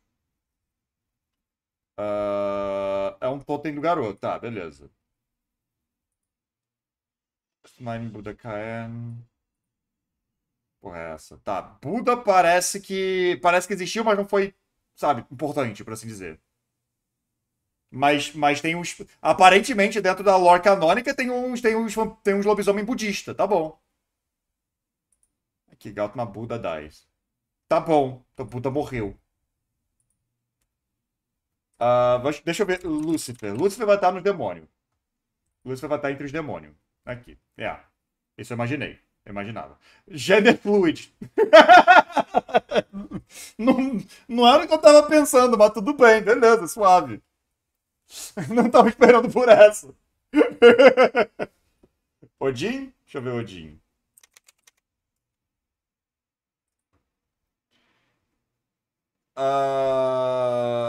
Tá, Odin. Aqui. Ô, caralho, não, eu não quero fora. Eu quero dentro. Aqui, Sion. É um deus líder do hipoteão Aesir. Isso mesmo. E o que é Sion mesmo? Livro de fantasia moderna. Eu não conheço Sion, na verdade. São deuses. Deuses. Tá bom. Agora eu tô pensando, será no mundo de World of Darkness todos os deuses são alguma criatura? Porque era como os humanos viam? Não, aparentemente tem Sion, são deuses. Sion são filhos de deuses. É só Sion o nome desse? É dentro do canon? As it is no longer a White Wolf product, new release is supposed to be covered on the Onyx Path Wiki. Tá. Então não é mais canônico, por assim dizer, pelo que eu entendi, né? Tipo, não é mais canônico. Tem Jeová também? Jeová. Como é que se escreve Jeová, tipo, do... Deus. Ponto, tá. Bom, tem Deus, sim. Tem Deus. Ele é Deus. Tanto que ele é literalmente pai de Caim. Então, ok. Se eu não me engano. Opens up with Cain cursed by God. Ok, não, tá. Okay. Ele é pai de Caim, mas você entendeu. Vocês entenderam. Elohim? Vamos ver. Elohim, o que tem? Elohim, também chamado de anjos. Ok. Eu imaginava que eles seriam de Demon. Tá bom. Demônio. Tá bom. Eles são tipo os inimigos em Demon the Fallen? Race are aware of angelic and demonic. A class of plasmic inhabited tempest. Ok. Tá bom. Same race and was dwelt in heaven. Full of contempt to not acknowledge the fallen as their own. Tá bom. Ok. Não tem regras pra jogar de anjo em World of Darkness? Cara, um anjo seria tipo o vilão dos demônios, eu acho, né? Porque, tipo, se você estiver jogando de demônio, você tá jogando de anjo, tecnicamente. Porque demônios são anjos caídos. Do conceito aqui. Aqui! Angels of Firmament. Não, eles são realmente anjos. Dentro da lore de Demon the Fallen, eles são anjos que caíram mesmo. Tipo, realmente são anjos caídos. Da hora! Da hora, tá bom. Eu quero depois pegar pra ler alguns desses mais desconhecidos e esquisitos da lore de World of Darkness, porque tanta coisa louca aqui. Tá, enfim, vamos lá. Of the dead, wraiths Parte que é Adão? Seria Adão. Eu confundi Adão com Deus, eu acho. must not interfere with the living as they had done in the past. He decreed that Stygia had rightful ownership of all the newly dead, and that any reaper who removes an infant wraith's call had a duty to keep them safe. Okay. But they were entitled to extract payments from their charges if they wished, just as the ferrymen had. Every wraith, Karen concluded, could now essentially Mas ia ser arrogante julgar a humanidade, tipo Gabriel no filme de Constantine. Pô, mas você já é um demônio. Então, tipo... be a ferryman and guide souls to his city. This did not work well at all, and Stygian attempts to keep up with the arrivals of the newly dead failed en masse.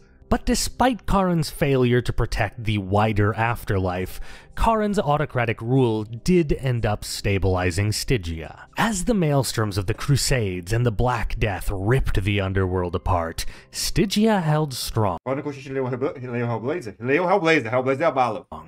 Charon's knights fighting to keep the specters at bay. The Sunless Sea had begun to transform into the Howling Tempest, but the stable roads carved out in Roman times held fast. But soon, something else would happen that would change the dynamic once more. Charon's spies and emissaries returned from surveilling the far shores. The Shining Ones had grown corrupt and overcome by their shadows. The great barges carrying the dead from Stygia wouldn't go to paradise or to perdition as planned. They would simply be herded into vaults and buried for all time, while the Shining Ones above lived as gods and warred upon one another. Furious that the Shining Ones had failed in their mission to allow the dead a chance to transcend, Charon declared that the dead would no longer cross the Shining Sea. He ordered that the entire concept of transcendence was now heresy. He would gather every wraith across the breadth of the afterlife and drag them to his city. Here, they would be his eternal servants. Here, he could keep them... Pera, deixa eu voltar um pouquinho só pra eu pegar essa parte 100%. É tipo... Impediram então a galera de sair da Shadowlands essencialmente, é isso? E aí levaram pra Stygia como escravos por causa de... Caralho, calma aí. Vamos voltar aqui. Surveilling the far shores. The Shining Ones had grown corrupt and overcome by their shadows. The great barges carrying the dead from Stygia wouldn't go to paradise or to perdition as planned. They would simply be herded into vaults and buried for all time, while the Shining Ones above lived as gods and warred upon one another. Furious that the Shining Ones had failed in their mission to allow the dead a chance to transcend, Charon declared that the dead would no longer cross the Shining Sea. He ordered that the entire concept of transcendence was now heresy. Uau! Caralho, que louco. Aí por isso que, tipo, você, na sua... tá lá de um lado do oceano, e provavelmente uma campanha de raid seria de início você tentando proteger seus grilhões, e juntando com o seu círculo, estando no seu lugar de assombração, lidando com a parte mais pessoal, até em algum momento, por algum motivo aleatório, o barqueiro te levar pro outro lado e toda essa merda que aconteceu. Caralho, que legal! Would gather every wraith across the breadth of the afterlife and drag them to his city. Here, they would be his eternal servants. Here, he could keep them safe from oblivion. The colonial era had begun in the mortal world, and Stygia took part, establishing colonies in every major city in the Western world that would come to be called necropoli. He made devastating war against the other Dark Kingdoms, seeking to finally rule all mortal dead as he proclaimed long ago. Mortal Dead é muito foda. Many wars were fought against the African, Asian, and Mesoamerican lands of the dead.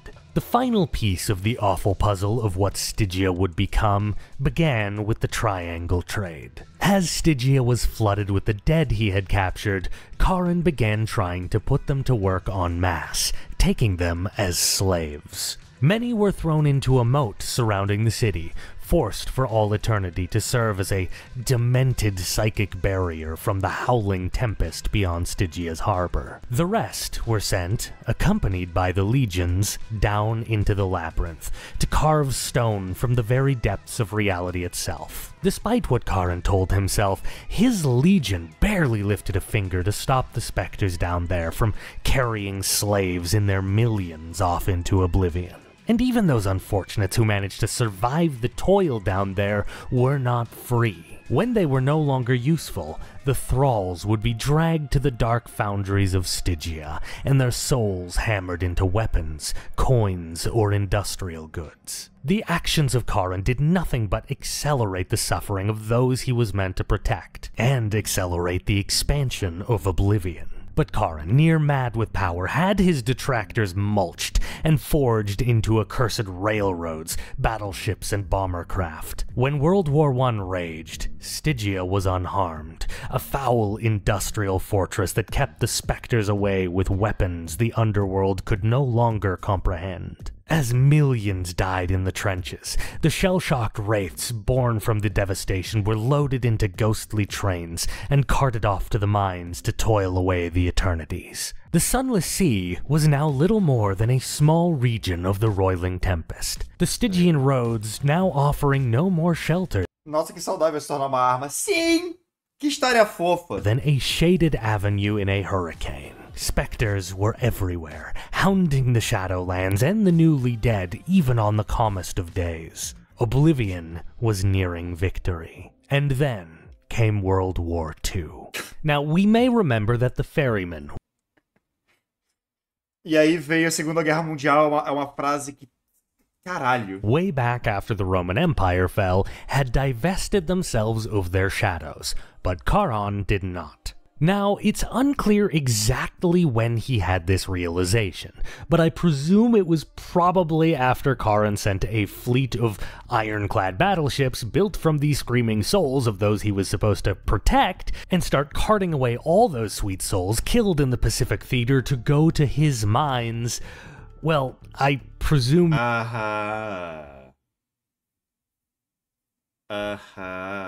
Será que Hitler é alguma espécie em World of Darkness? Eu odeio que vou ter que pesquisar isso. Tipo, antes a gente tava falando de brincadeira. Tipo, imagina Hitler como um ocultista em Ordem Paranormal. Agora, tipo... Será que fizeram uma coisa aqui? Não. Não tem Hitler. Não tem Hitler, ok, tá bom, beleza. Beleza. Por que a logo é tão esquisita? Tá, tudo bem. O que é Age of Sorrows? Ah, é Exalted, tá, isso é Exalted. Ok, Exalted.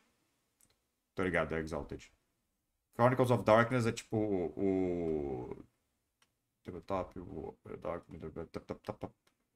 Ah, é Vampire the Requiem, Werewolf the Forsaken, é verdade. Que é... Pera. World of Darkness Storytellers é um sistema pra jogar World of Darkness todos? New World of Darkness game line, which is known for Chronicles of Darkness. Tipo, é pra jogar World of Darkness todos ou não? Não, acho que não. Tá bom, tudo bem.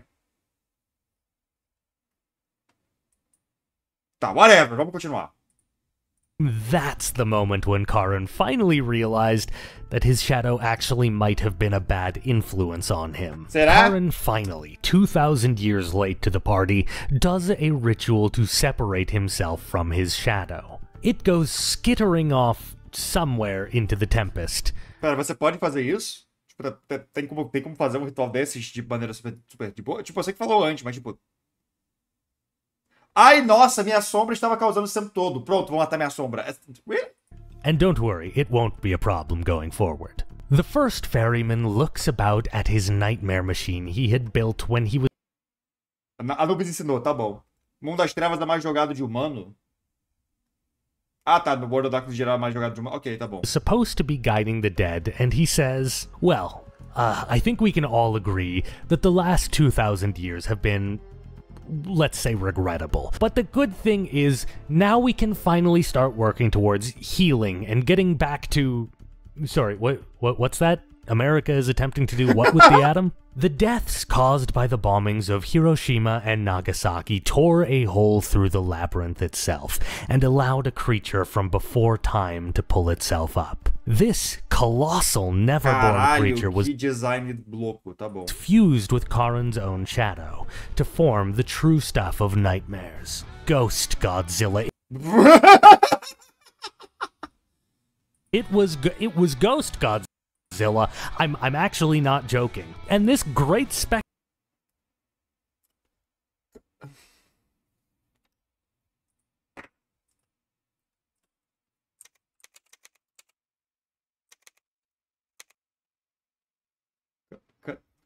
Coroa.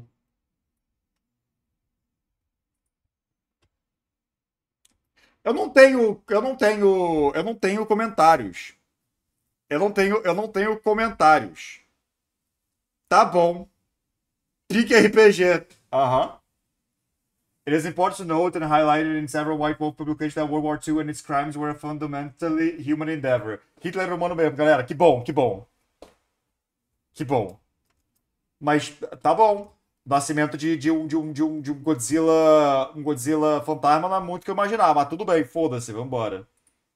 Spectral kaiju began wading through the ocean to begin a rampage in Stygia itself. Now, I wish I could tell you that Charon did one last bastard thing and forced the Soul Forges to build him a giant ghost robot, but that is not what happened. Instead, Charon... Mas, tipo, todas as peças apoiaram o eixo em algum nível, especialmente vampiros. Meus mano lobisomem também, porra! Porra, lobisomens! Finally took Mas vampiros apoiarem o eixo são vampiros. Responsibility for all the crap he's put the world through, and he fights the creature in the Bay of Sorrows, armed with nothing but his scythe. It was a colossal battle that only ended when a whirlpool consumed both combatants. Charon has not been seen since, and Stygia has limped on since that day. Se você me dissesse, tipo, aqui, quando a gente tava falando sobre como os fantasmas, eles... Tipo, você joga com fantasmas que se arrependeram de alguma coisa na morte, estão presos ainda ao mundo dos vivos por causa disso e não conseguem largar. Se você me dissesse que aqui pra frente eu veria Caronte caindo na porrada com uma foice contra Godzilla fantasma, eu não acreditaria em você. The Garou usually do not become involved in mortal conflicts, having enough conflicts of their own. True. World War II was an exception. The Ghetto Fernandes nearly... Ghetto Fernandes, okay. Nearly split over the issue. A faction among them saw the Obersmensch that Nazi esotericism exalted as their own ancestors and believed it was time for humanity to learn its rightful place. Calma aí. Aqui. Get Fernandes. Se eu não me engano, eles são de... Cadê?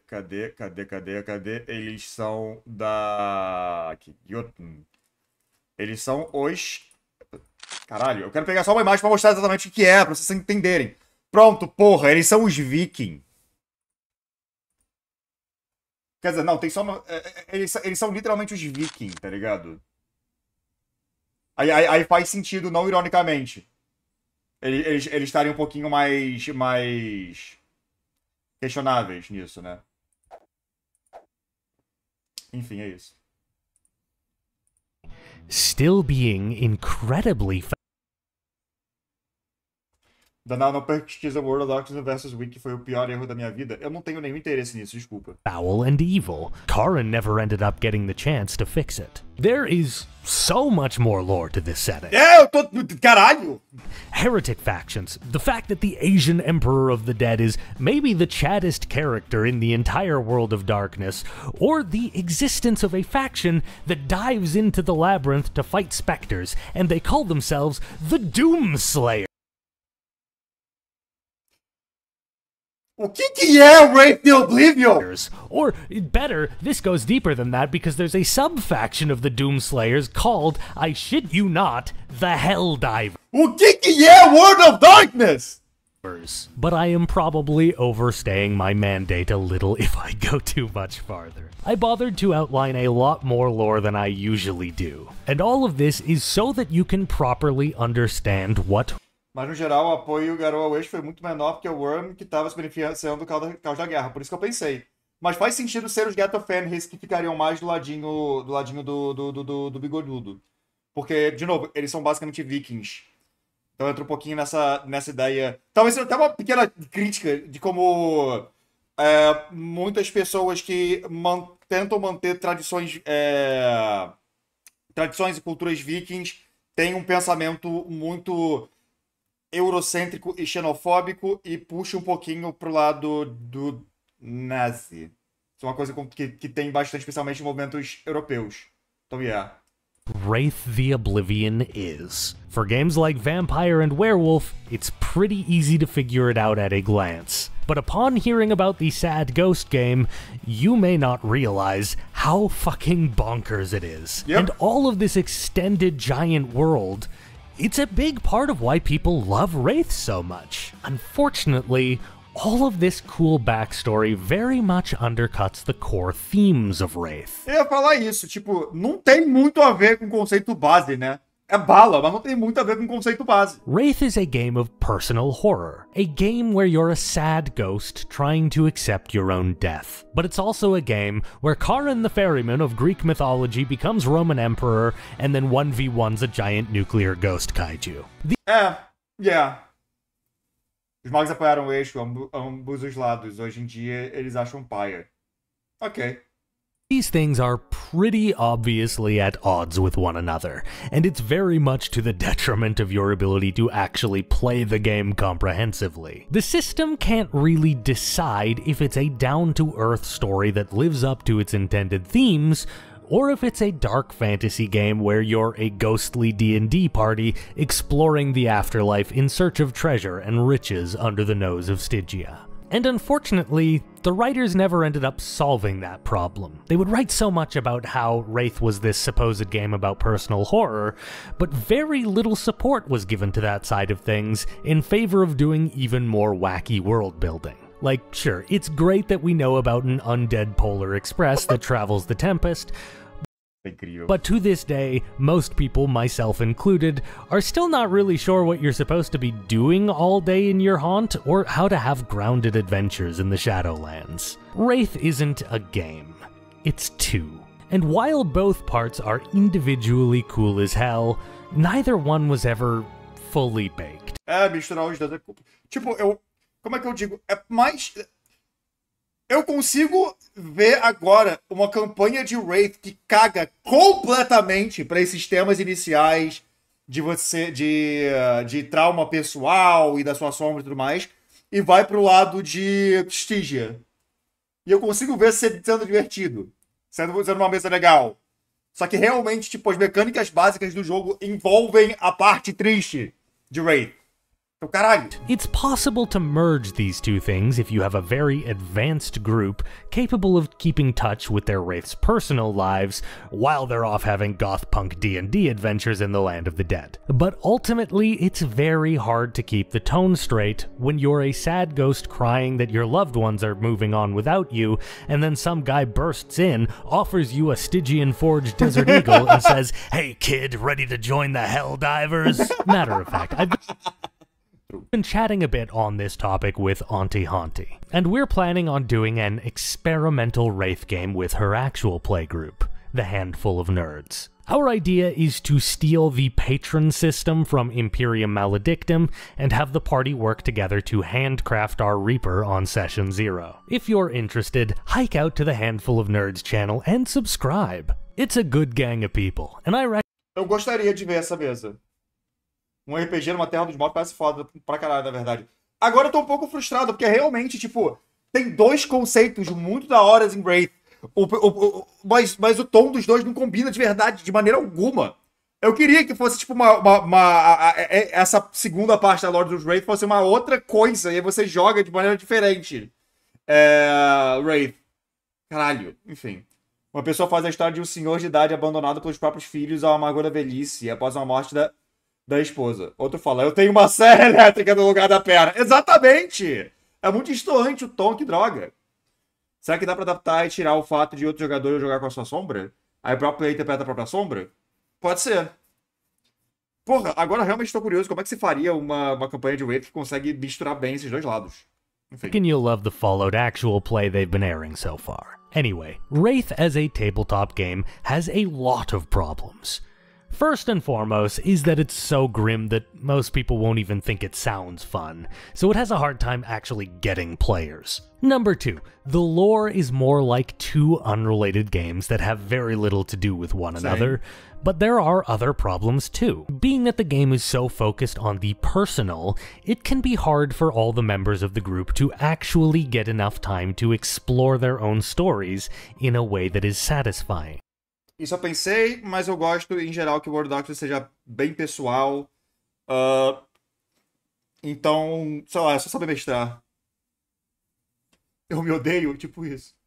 Dorredor e Fire Punch misturam bem depressão de um mundo onde a morte é comum e wackness, algo nessas linhas. True. Mas é difícil pra um RPG de mesa, sabe? Porque essa lore foi too much. Ele foi pra um lado muito too much. De forma positiva e negativa ao mesmo tempo. You probably don't want to be playing Wraith with a big group of people. Sim. The shadow system can also be a problem too. Every single player is given carte blanche to fuck with another player during gameplay. If any of your players are even 10% of a that guy, then the shadow system is going to bring out the worst in them and destroy your whole friend group. This game is playable to an advanced group who's been playing together for years and have a good dynamic and a solid vision for the game. But to any group that doesn't fit that description, Wraith is an unplayable masterpiece. Honestly, while Wraith is clearly very special as a setting, it may just not be a good fit for a tabletop RPG. Não é. E agora que tipo, a gente sabe um pouco melhor dessa parte inteira de Stadia e do Caronte do Caralho 4, meu Deus, eu quero um jogo de Wraith. Não só o jogo de VR que vai estar aqui, que depois eu quero ver também se tem como jogar sem CVR. Mas, meu Deus, eu quero um jogo de Wraith. And that's okay. There's always the potential to try again in different mediums, such as today's topic, a video game. Wraith Afterlife is a Tá, agora a gente vai chegar no jogo, eu vou no banheiro rapidinho e a gente vê e termina.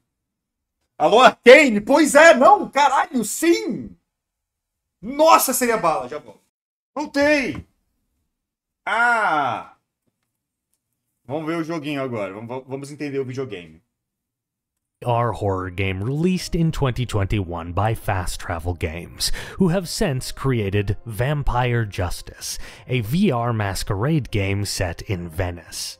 Tá bom, eu nunca ouvi falar, imagino que não seja muito bom. Inevitably, any attempt to adapt Wraith is going to need to decide which of the two vibes it's going to follow. Is this personal horror, or is this goth punk D&D? Afterlife chose the former, and as such it is imaginava. A true horror title set in a single haunted mansion in the Shadowlands. I think there's room in the story. Maurício, comprei Guilty Gear Strive. Nice! Porra! Caralho, nada a ver com o React aqui, mas é porque a gente tava falando de Guilty Gear há um tempo, né?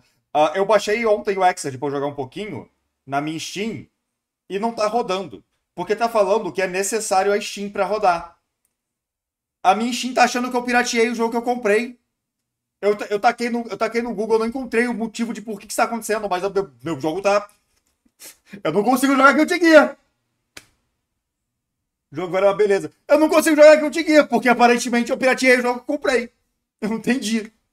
For a sequel that starts exploring the larger lore, but we can discuss that later. I'm a big fan of horror in most formats, novels, TV, video games, but for me the line has always been VR. That's just too far for me, man. I like horror, but I just don't like feeling unsafe while I'm playing a game. Listen, if you're not a VR player, you may not know how much worse this stuff is. You ever get scared and imagine that there's something right behind you? Well, in VR... Esse vídeo tá me dando vontade de jogar Mestrar Wraith com umas alterações, como aqui eu mencionei antes da sombra. Dá pra fazer uma campanha muito bala. Dá, só parece ser muito difícil, mas dá pra caralho. There really is something behind you.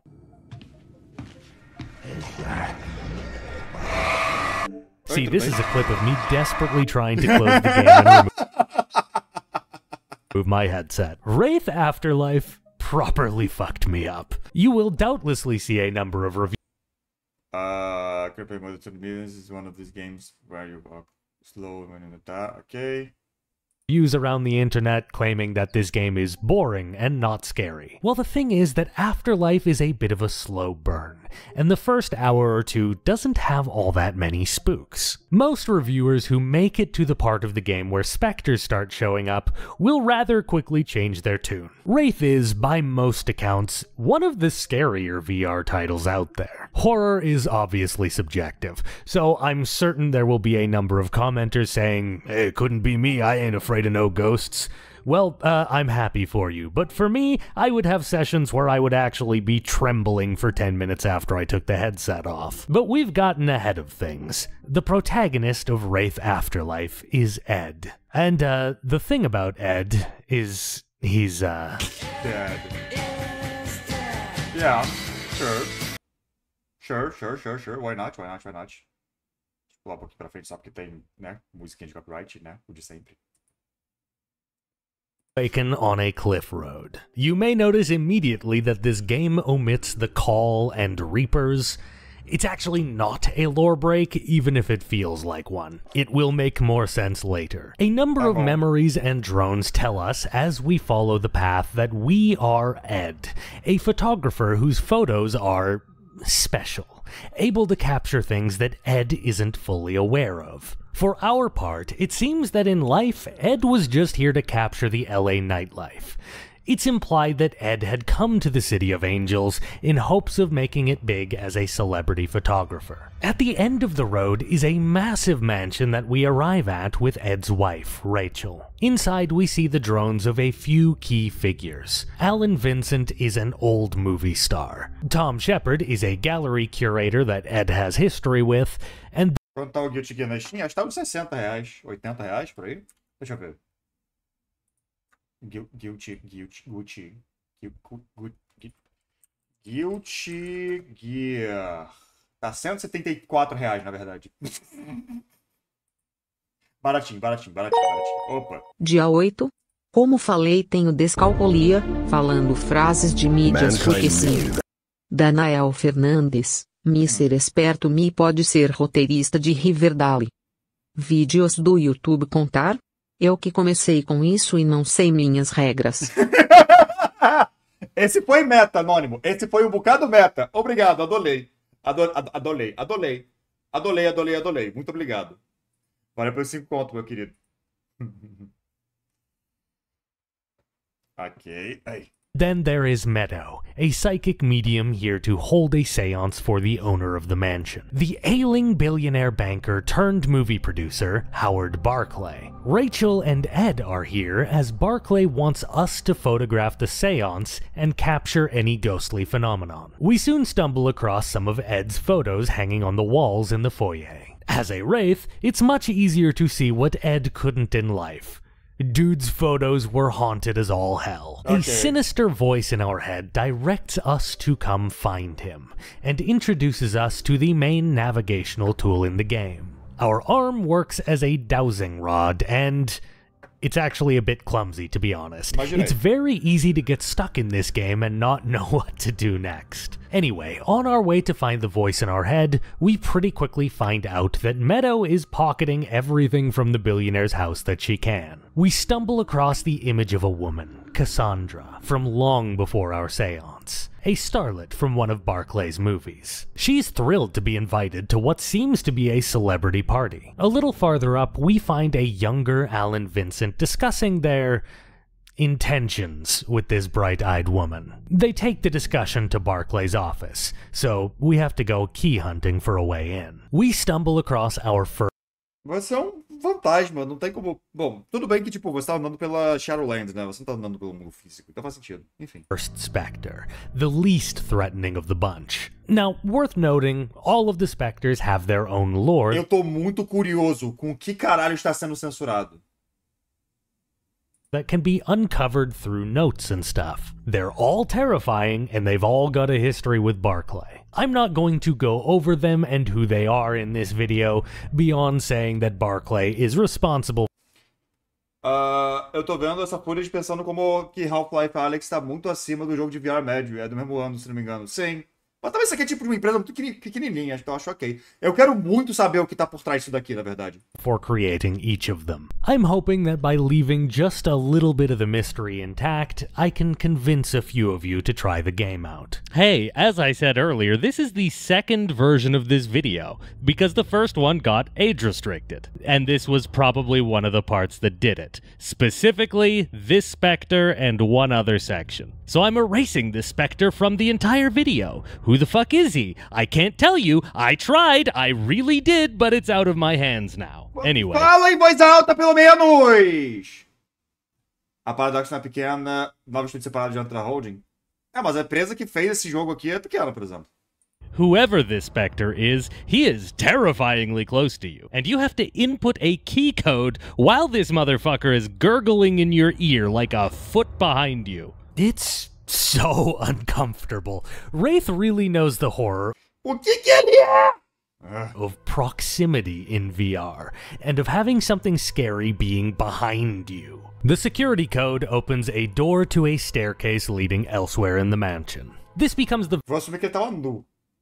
É isso. very first hint of what will become clear as the game progresses, namely the fact that Barclay's mansion is a really well-designed location, in that school of old-school Capcom horror titles. Okay. It's not that big as a location, but it's extremely deep and complex. You'll constantly be doubling back to hidden areas and locked doors throughout the game as you gain more keys and more powers. There are plenty of phenomenon that just don't make sense on first pass, but they will when you have more tools at your disposal. At the top of the stairs, we find the seance room, and our worse half. Ed's shadow greets us. Oh, yeah.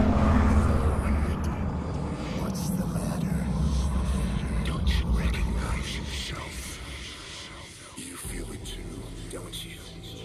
Like your speech, right down the center. I don't like it any more than you do. Honestly, if I'd known that this would happen when I died, I wouldn't have fought so hard to stick around.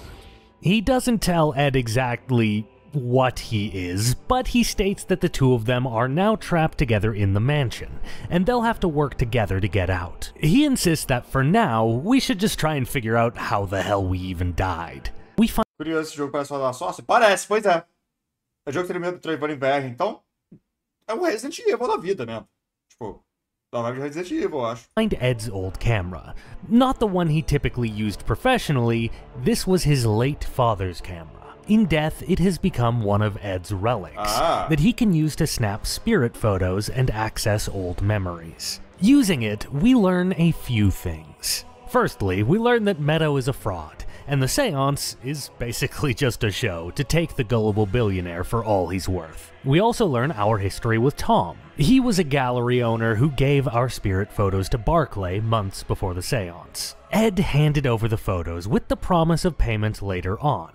But Barclay, cheap and malignant bastard that he is, stiffed us, despite clearly having the money. As the game goes on, I get more and more convinced that Meadow has the right idea. Afterwards, we take a spirit photo of the seance. Somehow, despite the fraud medium's intention, the seance clearly brought forth something. But what that thing is very much unclear. Our shadow promptly says, you know what, fuck this, let's just leave, and honestly, I hate to say it, but he's got good instincts here. We head towards the garden to see if we can hop the fence. On the way, we're forced to do something awful. Willingly enter a pitch black room. Look, you can see through body language alone that my entire being rejected this challenge. To make matters worse, there's something in the dark here with us, and isn't that just awful? The end of the room contains Ed's second relic, his father's old camera flash. We can use it as a flashlight, a way to burn roots, or even stun specters. Once we're in the garden, the game... Fui ver walkthrough do jogo e a parte censurada era uma pessoa enforcada em uma árvore. Ah! Ok, tá. Então o design dos personagens, tipo... Tá, ok, nossa, isso é dark, mas isso é bem maneiro. Caralho, ok, tá bom.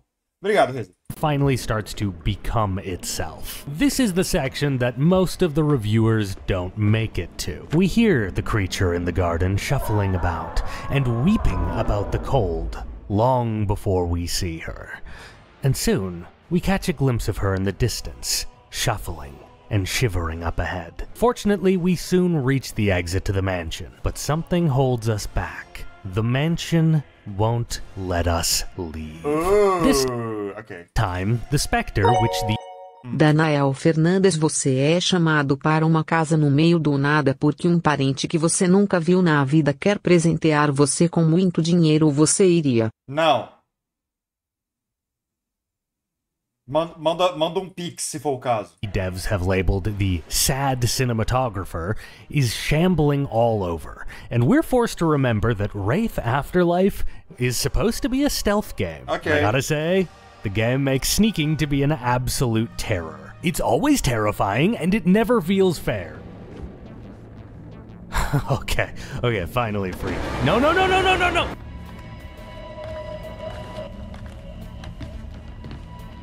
thank God. Well, at least are you goddamn kidding me? Eventually, despite all odds, we make it back to the mansion and out of the clutches of the cinematographer. For lack of anything better to do, our shadow suggests that we start gathering up the seance artifacts. If they're gathered, maybe the mansion's ghosts will let us go. And frankly, it's a great idea. This guy here, he's always trustworthy. O Lead é uma mansão assim? Válido.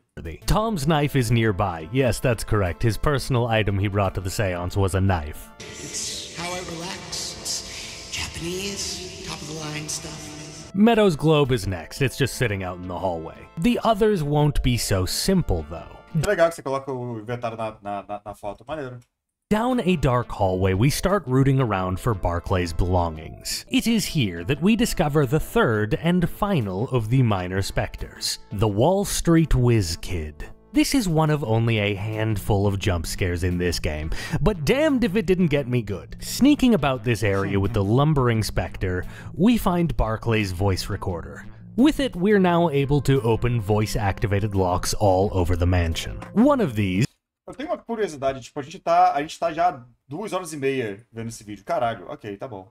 Under the watchful eyes of the Whiz Kid is Barclay's occult note, a seance item. In another safe, we also find Alan's film roll. Heading back to Barclay's library, thankfully now clear of the Hanged Man, we use the flash relic Ele falou. Cara enforcado, beleza, tá bom. to find Rachel's diary. Our camera was our own seance item, so now we've got everything, and we're able to see what happened at the seance. We clearly summoned something, and Meadow couldn't channel it, because how could she? She was a fraud. There was only one person present who was actually sensitive to ghosts. The photographer. What are you doing? The horrifying specter takes control of Ed. If he had training as a medium, perhaps... Tá, saquei.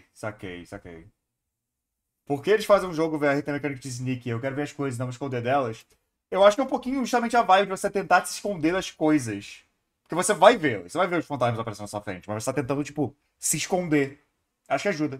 he might have been able to control it, but he wasn't even aware he was sensitive to ghosts at all. The specter forces Ed to bludgeon Meadow to death for the gall of summoning her. Then, the creature takes out her wrath on her real target, Barclay. The creature appears in the room with us, and it becomes painfully clear that this thing will be after us from now on. This guy here Será depois de nós. No caso, estará atrás de nós. is always trustworthy. Anyway, the other three flee the seance room, and we head out to see if they survived Ed's rampage. We track them to the guest house in the garden, and after a little exploration, we discover Tom's fate. He begs for mercy, but is soon murdered by Essa história é muito boa, na verdade. Bem interessante. his own knights. Japanese, top of the line stuff. Something locks us in here, and in response, Ed masters a new arcanoi, the ability to pass through certain walls. In another Eu ia perguntar se ele tinha arcanoides, mas tudo bem. Ok. room, we discover the after image of Ed and Rachel. He couldn't kill her, and managed to excise the spirit temporarily. Nice. He begs Rachel to run and hide in Barclay's underground bunker that he apparently humble-bragged about to them earlier. And then, to protect her, Nope, stop right there. That is Ok. probably one of the scenes that got us demonetized the first time. Listen, I bleeped a couple things earlier, I also hid that specter, but I'm pretty sure this was the scene that did it. But I can't really cut this scene because it's very plot important. So instead I will demonstrate using only words that YouTube will allow me to Eu ia sugerir isso. Tá, beleza, vai lá. say. So let's pretend for a second that this is a certain Japanese implement, very high quality, helps me relax. And Tá. Ele tira a própria vida. what Ed did was he said,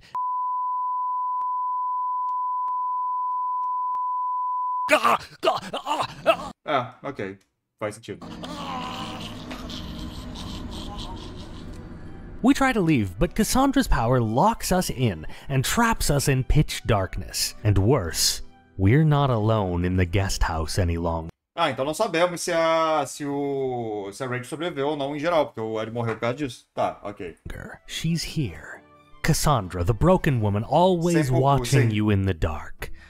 and she follows you. This is creepy. The most goddamn skin-crawling section of the game. This is the kind of terror that people have been dreaming to design in VR since it was invented. She's there, stalking you while you're forced to evade with a movement speed barely faster than hers, just feeling it in your bones. That she's always there, she could be anywhere. And usually, she is. You have to find your way out of this in the dark, unlocking doors, frantically turning doorknobs while she stalks you, never sure if you'll look over your shoulder and see her lunging at you. We've all seen those scenes in movies where that idiot fumbles with their keys and they can't get the car door open. Well, Wraith Afterlife is a humbling reminder that in a panic, we're all that guy. VR has always had the ability to be more tactile than any other medium. On playback, I seem to have done okay with the keys, but it sure feels like you're fumbling the most. Okay. And the panic you feel trying to fumble with a doorknob while the stuff of nightmares is trailing just behind you. I mean, it's skin-crawling, truly. I have never experienced something so scary in a video game before. By some miracle, I eventually stumble my way out, after a truly harrowing chase through the dark house. I am not ashamed to say that once I got out and to a save point, I legitimately just fell to my knees in real life. When I regained my composure, the fall... Você é muito dramático, mas eu entendo, isso parece ser realmente assustador. Já voltamos à discussão de Pathologic 2, que o jogo é ótimo, mas porque ninguém quer passar por isso? Ainda que ver outros sofrendo. Exatamente. Mas, tipo, a parada é... Esse jogo aqui em si, o jogo normal de Wraith, eu acho que ele funciona muito bem como um videogame. Ele parece ser um videogame legal. Nunca vou jogar, porque não? Mas ele parece ser um jogo legal, um jogo VR legal. A nossa parada é mais a questão do RPG de mesa de Wraith, porque é mais o design básico dele que tá um pouco esquisito. São dois jogos diferentes ao mesmo tempo. Não é que nem o Pathologic, que tipo, sabe exatamente o que deveria fazer e faz bem. Following day, Quero jogar porque 3K, exato. I went hunting for the basement and the bunker that Rachel supposedly fled to. To get there, we have to go through Barclay's private theater, the sad cinematographer stumbling through to try and catch us on the way through. Arriving on the lowest floor, we receive one final power, the last thing we need in order to have full access to the entire mansion, Wraith Grip. This power lets us manipulate heavier objects than we could before. With Wraith Grip, we solve a quick and easy puzzle before heading down to the bunker. Rachel's voice comes through from behind the door, and it sounds like she's in danger. The power of the broken woman holds the door closed, however, and our shadow tells us that we'll need to find the broken woman's fetters before she'll finally release her grip on the vault. The first fetter, her amulet, is easy. We find it in the elevator on the way out. Number 2 is tough as hell, though. The Hanged Man and the Whiz Kid team up to protect it in the party room. This isn't the scariest section in the world, but honestly, it might be the most difficult. And when I finally got out, I was exactly this close to death. But I do, in the end, succeed at getting Cassandra's contract. Boa. We then use our new elevator access to get upstairs to Barclay's bedroom and occult research areas. The third object isn't here, but we do find some things of interest. A note from Rachel. Apparently she and Ed were having marital problems. We also find out Barclay's plan. The aging bastard was refusing to die. He wanted to evade death. Mas pode me lembrar, o personagem é vivo tentando escapar de Wraith ou Wraith tentando sair da mansão? É Wraith tentando sair da mansão. É isso. By ensuring that he... E tem vários espectros caçando ele e ele não consegue sair. Tipo, alguma coisa prendendo ele na mansão. Would become a powerful wraith that could possess other people's bodies.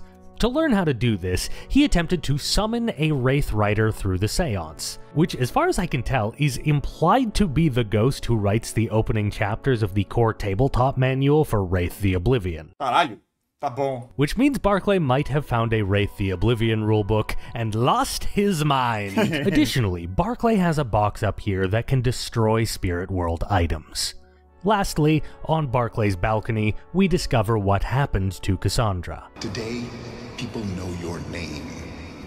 Tomorrow, maybe you're a star. What do you think, Alan? Does she have what it takes to become a star? There's only one way to find out. Oh boy. Howard, don't. Stop being such a bitch. Oh boy. Now come over here. What the fuck? We double back to the Yeah, faz sentido. garden to see where she fell, and find out that she was alive at the bottom. Please. Call an ambulance. Barclay blackmails Alan into helping him cover up the incident, instead of calling an ambulance as Alan wanted. We're directed to the pool house where Alan is staying. We find the third fetter, a prop from Cassandra's movie, and witness the moment when Ed killed the aged movie star. We make it to the basement, and with her fetters as payment, the broken woman allows us to enter the bunker. Inside, we find a note that makes no Fala com o PM, a gente vai só terminar esse vídeo aqui e a gente vai fechar a live. sense. Rachel had broken up with Ed. Pera. Deixa eu voltar um pouquinho. We make it to the basement, and with her fetters as payment, the broken woman allows us to enter the bunker. Inside, we find a note that makes no sense. Rachel had broken up with Ed. His obsession with trying to make it in LA had destroyed their marriage and left them both destitute. She wishes us well selling our soul to Barclay, and tells us that she won't be there when Ed gets back. In the heart of the vault, we find a grave. Barclay and Alan buried Cassandra's broken body alive, while she begged for mercy. Jesus It's Christ. then that our shadow comes clean. Rachel was never here. Come on, Ed. Not even you can be that delusional. She left you weeks before the seance. And in case you hadn't noticed, we're all dead. The shadow put this in Ed's brain, made him imagine things that weren't there. When Ed finished God damn. the rampage, the broken woman let him go. Ed didn't call the police or Rachel or anyone. He just... The God damn, okay. shadow tells us that it's done playing with Ed. Bye-bye, Ed. See you in oblivion. A forma que ele desceu foi engraçadinha, mas tudo bem, eu aceito. It was nice knowing you. Ah! We book it out of the vault, broken woman scuttling behind us. With nothing left to go on, Rachel's voice calls out to us, asking us to come meet in the lobby. We find her there, and she gently reminds us that she isn't actually real. She's all in our head, but that doesn't necessarily mean that this moment doesn't have power. Some Wraith the Oblivion characters possess an Eidolon, which is the opposite of a shadow, but these are generally weaker and more subtle than their dark counterpart. This after image of Rachel appears to be Ed's Eidolon, and guides him to find a way to destroy the broken woman's fetters. There was a cursed fireplace in Barclay's office, so we head there first. The broken woman, now unchained Esse jogo parece longo, porque a história vai pra muitas direções, caralho. Tá bom, tudo bem. and far more dangerous than before, scuttles along the ceiling like a spider. O Eidolon fica falando coisas legais, o Eidolon tenta te ajudar, pelo menos, né? Tipo, tenta te guiar. Uma guia positiva em vez de uma guia negativa, imagino. I end up finding a nice sneaky route past the horror, and I manage to burn Cassandra's contract before she can sink her claws into me. We do a similar thing upstairs, in an awful sequence where we need to use the combination on the special box in the upper floor to destroy Cassandra's movie prop while the broken woman hunts us. Fuck, I keep dropping these keys! Finally, she guards the basement now where she never prowled before. She finally catches me, but after all this time, once in the game, finally I manage to succeed at camera flashing a ghost. Boa! At Cassandra's Bom trabalho. grave, the amulet is shattered, casting the broken woman into the Tempest, never to return to the Shadowlands. Our shadow begrudgingly taunts us. We may have defeated A gente só cagou em cima de uma pessoa inocente, tecnicamente, né? Caralho. his friend at the mansion. But what really was there for us outside of this place? He invited us to go find Rachel and cry about our fate for an eternity. Doing our best to ignore the bastard, we head to the gate. O arrombado. Deixa eu só voltar um pouquinho pra entender um pouquinho melhor o que tá dizendo aqui. Calma aí. Invited us to go find Rachel, casting the broken woman into the tempest, never to return Tá, ok. Então a gente fudeu uma pessoa inocente. Tecnicamente. to the Shadowlands. Our shadow begrudgingly taunts us. We may have defeated his friend at the mansion, but what really was there for us outside of this place? He invited us to go find Rachel and cry about our fate for an eternity. Doing our best to ignore the bastard, we head to the gate, where he appears to us one final time. And he gloats. Because you see, none of this was as it appeared.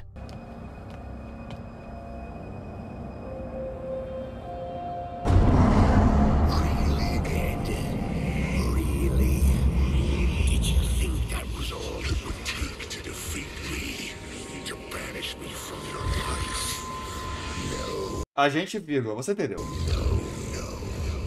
Do you remember way back when I said there were some lore inconsistencies Por acaso ele nunca saiu do casulo? Você vai me dizer que ele nunca saiu do casulo? earlier? Specifically the fact that Ed never had a call or a reaper. Sim. That's because none of this is real. Our shadow has been screwing with us. When a shadow and specters team up to break a wraith's mind, I remind you, that's called a harrowing. Ok. Just like Rachel being present for his death, this has all been lies fed to us by our shadow. And now, the shadow remarks, it's time for him to wind back the clock and harrow us once more until we break. Our last sight is the broken woman leaping once more to tear at Ed's mind. The implication, of course, is that this is sort of a time loop. The Shadow and his spectral allies will force Ed to relive this over and over until he's dragged down into oblivion. This is the standard ending, but there Não entendi. Não entendi muito, mas tudo bem. Mas continua. Ele deve explicar is a melhor. true ending where you escape if you manage to 100% the game and find all of the notes and collectibles. But for me, I am happily going to never play a VR horror game ever again. Mas eu não sei se eu entendi muito bem esse final, na verdade. Tipo, tá, ele tá no. Ele sofreu um harrowing, só que ele saiu do casulo, alguém tirou ele do casulo, ou ele só tá, tipo, o jogo inteiro, a história inteira de como ele morreu e tudo mais, foi de verdade ou não foi? Tipo, eu não sei se eu entendi. Eu não sei se eu gostei muito também, na verdade, mas tudo bem. Unless there's a sequel to this. But overall, Wraith Afterlife, way past my limit, man. I urge you, if you have an appetite for horror and a VR headset, A Soma tá fazendo jogos mentais com você, parece. Sim, mas, tipo, você tá onde fisicamente? Você tá ainda dentro do casulo? Ninguém veio pra te... Ah, não, é isso mesmo. Tá, ok. Então, é isso? Tipo, ninguém veio te tirar do casulo e você vai quebrar. É isso? Essa é a ideia? Mas aí a história inteira, então, não aconteceu? Tipo, não só a questão de, tipo, investigar a casa. O que aconteceu de verdade também não aconteceu? Eu não sei, eu não entendi de verdade o final mesmo. give this game a go to find out the stories of the minor specters and to see the true ending. Ultimately, this ended up being a really great use of Wraith lore, constructing an utterly terrifying and grim story about the dark side of LA. It was on the more grounded side of things, a story told with restraint. There's no Ghost Godzilla to be found here. I actually think there's some room for the goth punk D&D style of Wraith if this game ever receives a sequel. Eu concordo, mas não só pra esse jogo, eu quero dizer pra outros jogos de Wraith em geral. De Imagine Los Angeles, sim. Although Ed will escape the harrowing in the true ending, the boy is hardly ready to transcend. He's got plenty of heartbreak left to experience if he wakes up and tries to contact the still-living Rachel. A sequel about that could expand the lore considerably. I'm unsure if a shadow can harrow a wraith while they are still in the call, but if that is what happened and Ed managed to avoid getting turned Então, é isso que eu tava pensando. Tipo, a Sombra consegue fazer isso com... Ok. into a specter while he was still in the call, then we can start the game with Ed being reaped, and he can continue his doomed journey to find Rachel, and avoid Ok. Stygian slavers and malignant specters. Ed was a really good protagonist. Eu não sei se eu gostei muito do final, não, na verdade. A ideia de você não ter saído do capuz é meio blé. Protagonist for a Wraith game.